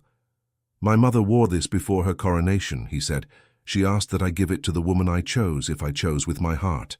If you accept it, you accept not only me, but the life that comes with me, the scrutiny, the demands, the limitations. I will not pretend otherwise." She looked at the ring, then at him. "I accept you," she said, "and whatever follows, we will face together. I cannot see the entire path, but I can see the next step. That is enough." He slipped the ring onto her finger. It fit as if it had been made for her. "There," he said softly. "Now you are doubly interrupted. No going back." When the announcement came, it was not shouted from balconies at first. It was carried in letters to certain houses, read in private offices, whispered over tea. The formal proclamation to the public followed, simple and dignified. "Their Majesties the King and Queen are pleased to announce the betrothal of His Royal Highness Prince Alexander to Miss Charlotte Bennet, daughter of Mr. and Mrs. Jonathan Bennet of Maple Hollow." There were gasps. There were protests. There were delighted sighs. In Charlotte's village, the reaction was particularly vivid. In the small post office, the clerk read the words twice before trusting his eyes.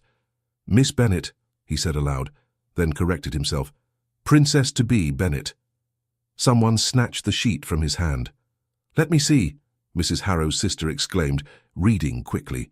Her mouth tightened. Well, it seems Charlotte aimed higher after all. Emma, who happened to be present on an errand, turned calmly. "My sister did not aim at anything," she said.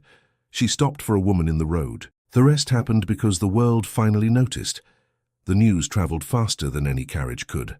Back at the Bennets' house, neighbors came and went, some to congratulate, some to satisfy curiosity. Mrs. Bennet received them all in her best dress, spine straighter than it had ever been. "Yes," she said to one after another, "our Charlotte is to marry the prince. No, we did not plan it.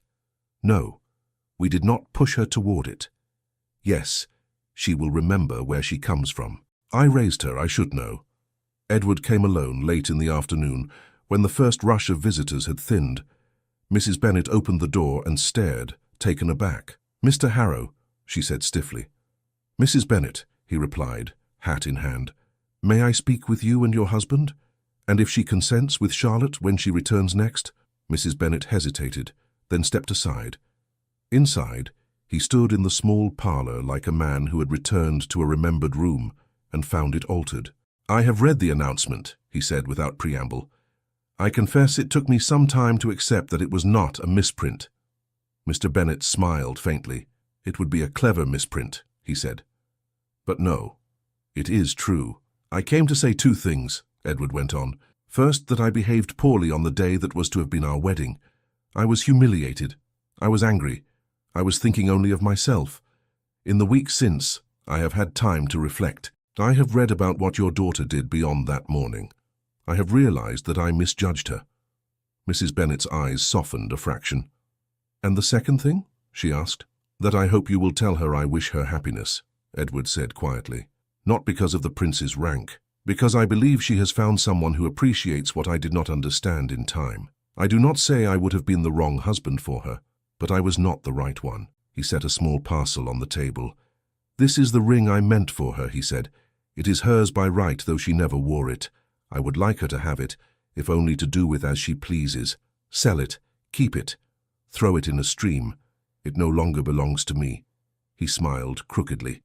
As for me, he added, my mother has already found 3 other suitable young ladies. She is unstoppable. I shall be married off eventually, I have no doubt. But I do not think I will ever again walk past someone in need to be on time for a ceremony. That lesson, at least, I will take from your daughter. When Charlotte heard all this in a letter from Emma, she sat for a long time with the page in her hand. Do you regret anything?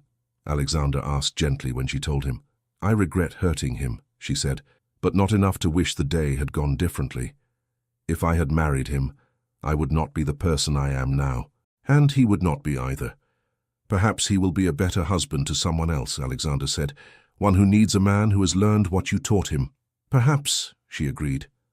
Spring came, soft and hesitant. The date for the betrothal ceremony was set. It will not be the full wedding, Alexander explained. That will follow. But this will be public enough to make certain people finally accept that this is happening.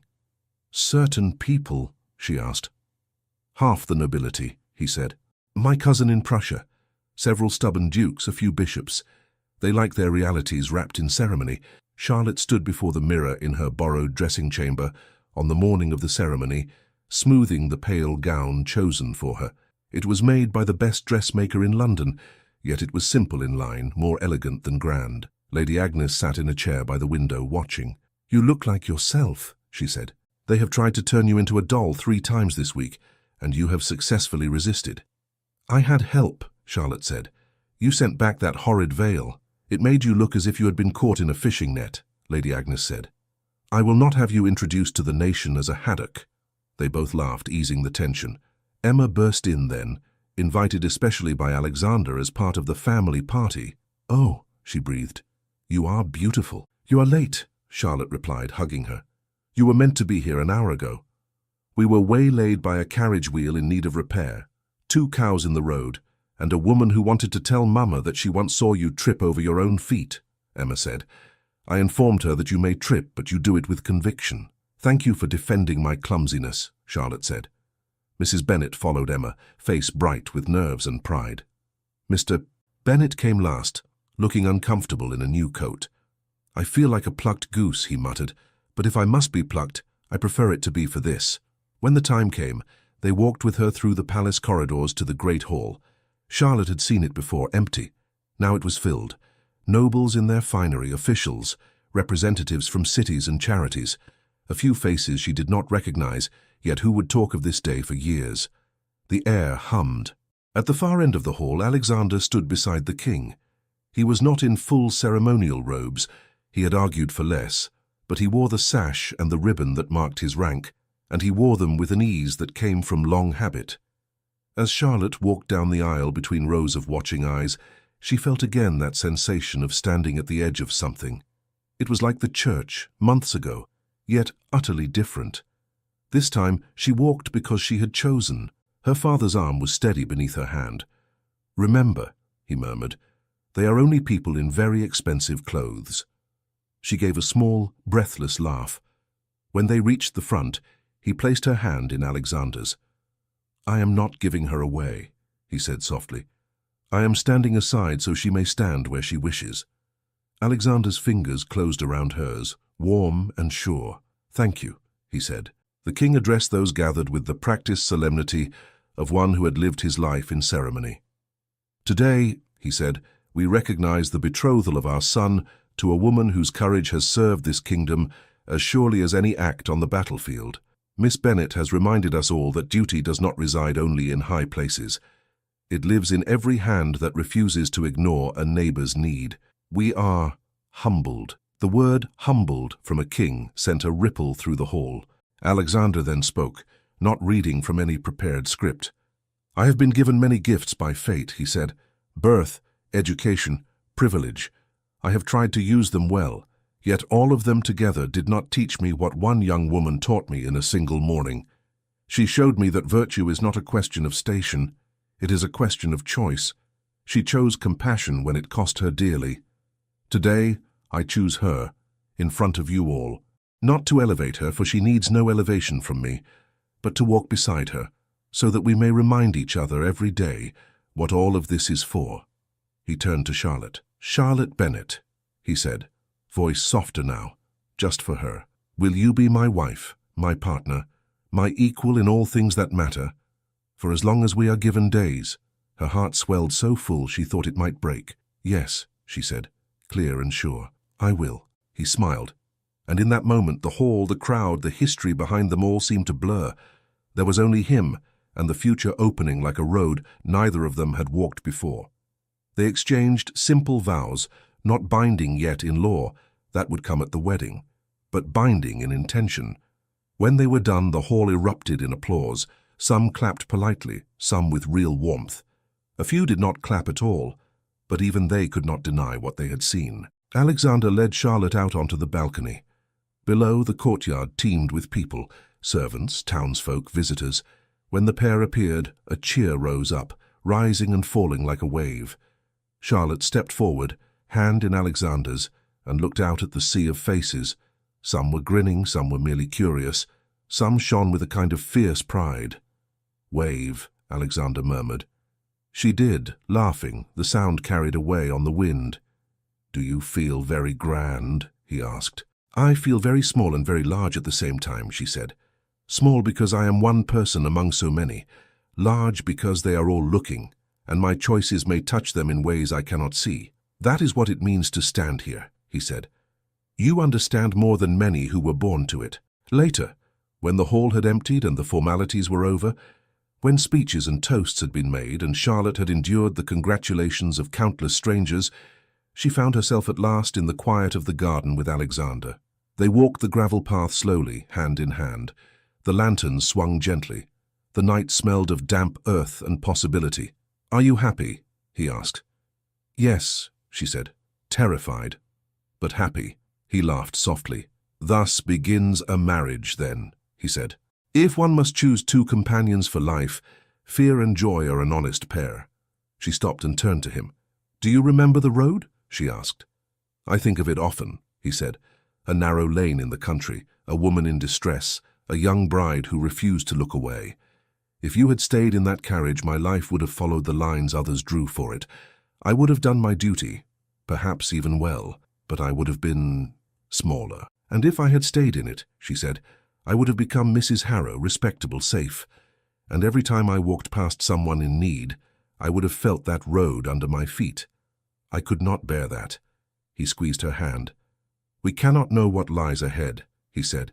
There will be days when we are praised and days when we are blamed. We will make mistakes. We will argue. We will face illness, loss, weariness. But if we can remember that morning, if we can remember that our bond began with a refusal to ignore another's suffering, then perhaps we will find our way back to ourselves, again and again. She stepped closer. I do not want a life where love is a private comfort only, she said.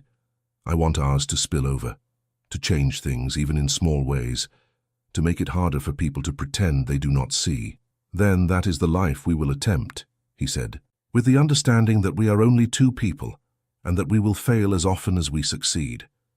As long as we fail honestly, she said. I can live with that. He looked at her, his expression open, unguarded. Charlotte Bennet, he said, you ran from a wedding to save a stranger. You ran into scandal to protect the truth. And now you have run straight into my heart.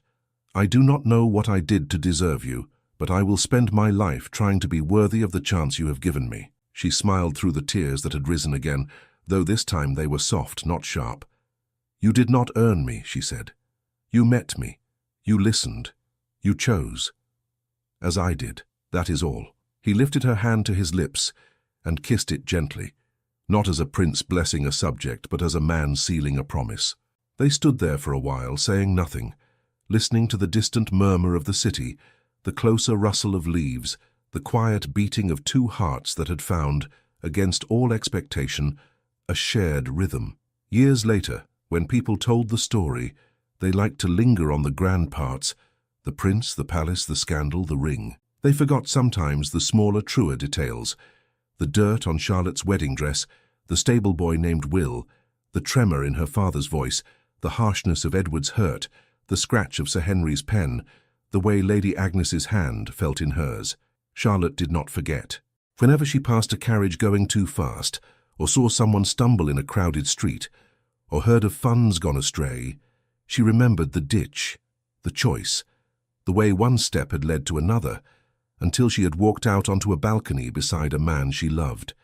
And whenever she doubted herself, or felt the weight of expectation pressing down, she would take Alexander's hand, or he hers, and one of them would say very quietly, "We step down," and the other would understand. In the end, their story was not about a prince plucking a girl from obscurity, though some insisted on telling it that way. It was about a moment when a young woman decided that her conscience mattered more than her comfort, and how that decision set in motion a chain of events that changed not only her life, but the life of the man who would one day wear the crown. They married some months later, in a ceremony that blended grandeur and simplicity, tradition and newness. The bells rang as they had on that first day, but this time when Charlotte walked toward the altar, there was no doubt in her heart. She met Alexander's eyes and saw not a prince to be pleased, but a partner to be trusted. As they spoke their vows, hand in hand, she felt not as if she were stepping off a cliff, but as if she were stepping onto firm ground. She had chosen herself. Afterward, as they walked out together into the sunlight, the crowd cheering, petals falling around them, Alexander leaned close and whispered in her ear. "Well, Mrs. Bennet," he said quietly, teasing, "do you regret leaving your first wedding?" She laughed, bright and free. "Not for a single step," she answered. "Thank you so much for listening to this story all the way to the end. We hope it moved you as much as it moved us while telling it. We'd love to hear your thoughts. Leave us a comment telling us where you're listening from and what you liked the most. Rate this story from 0 to 10. What score would you give it? If you enjoyed this story, don't forget to subscribe to the channel and leave a like as a show of support. That really motivates us to keep creating and sharing more stories full of emotion and life lessons. And before we go, we want to remind you that an exciting and heartwarming story recommendation will appear on the final screen. If you'd like to enjoy it, just click on the video. Thank you once again for being here, and we'll see you in the next story.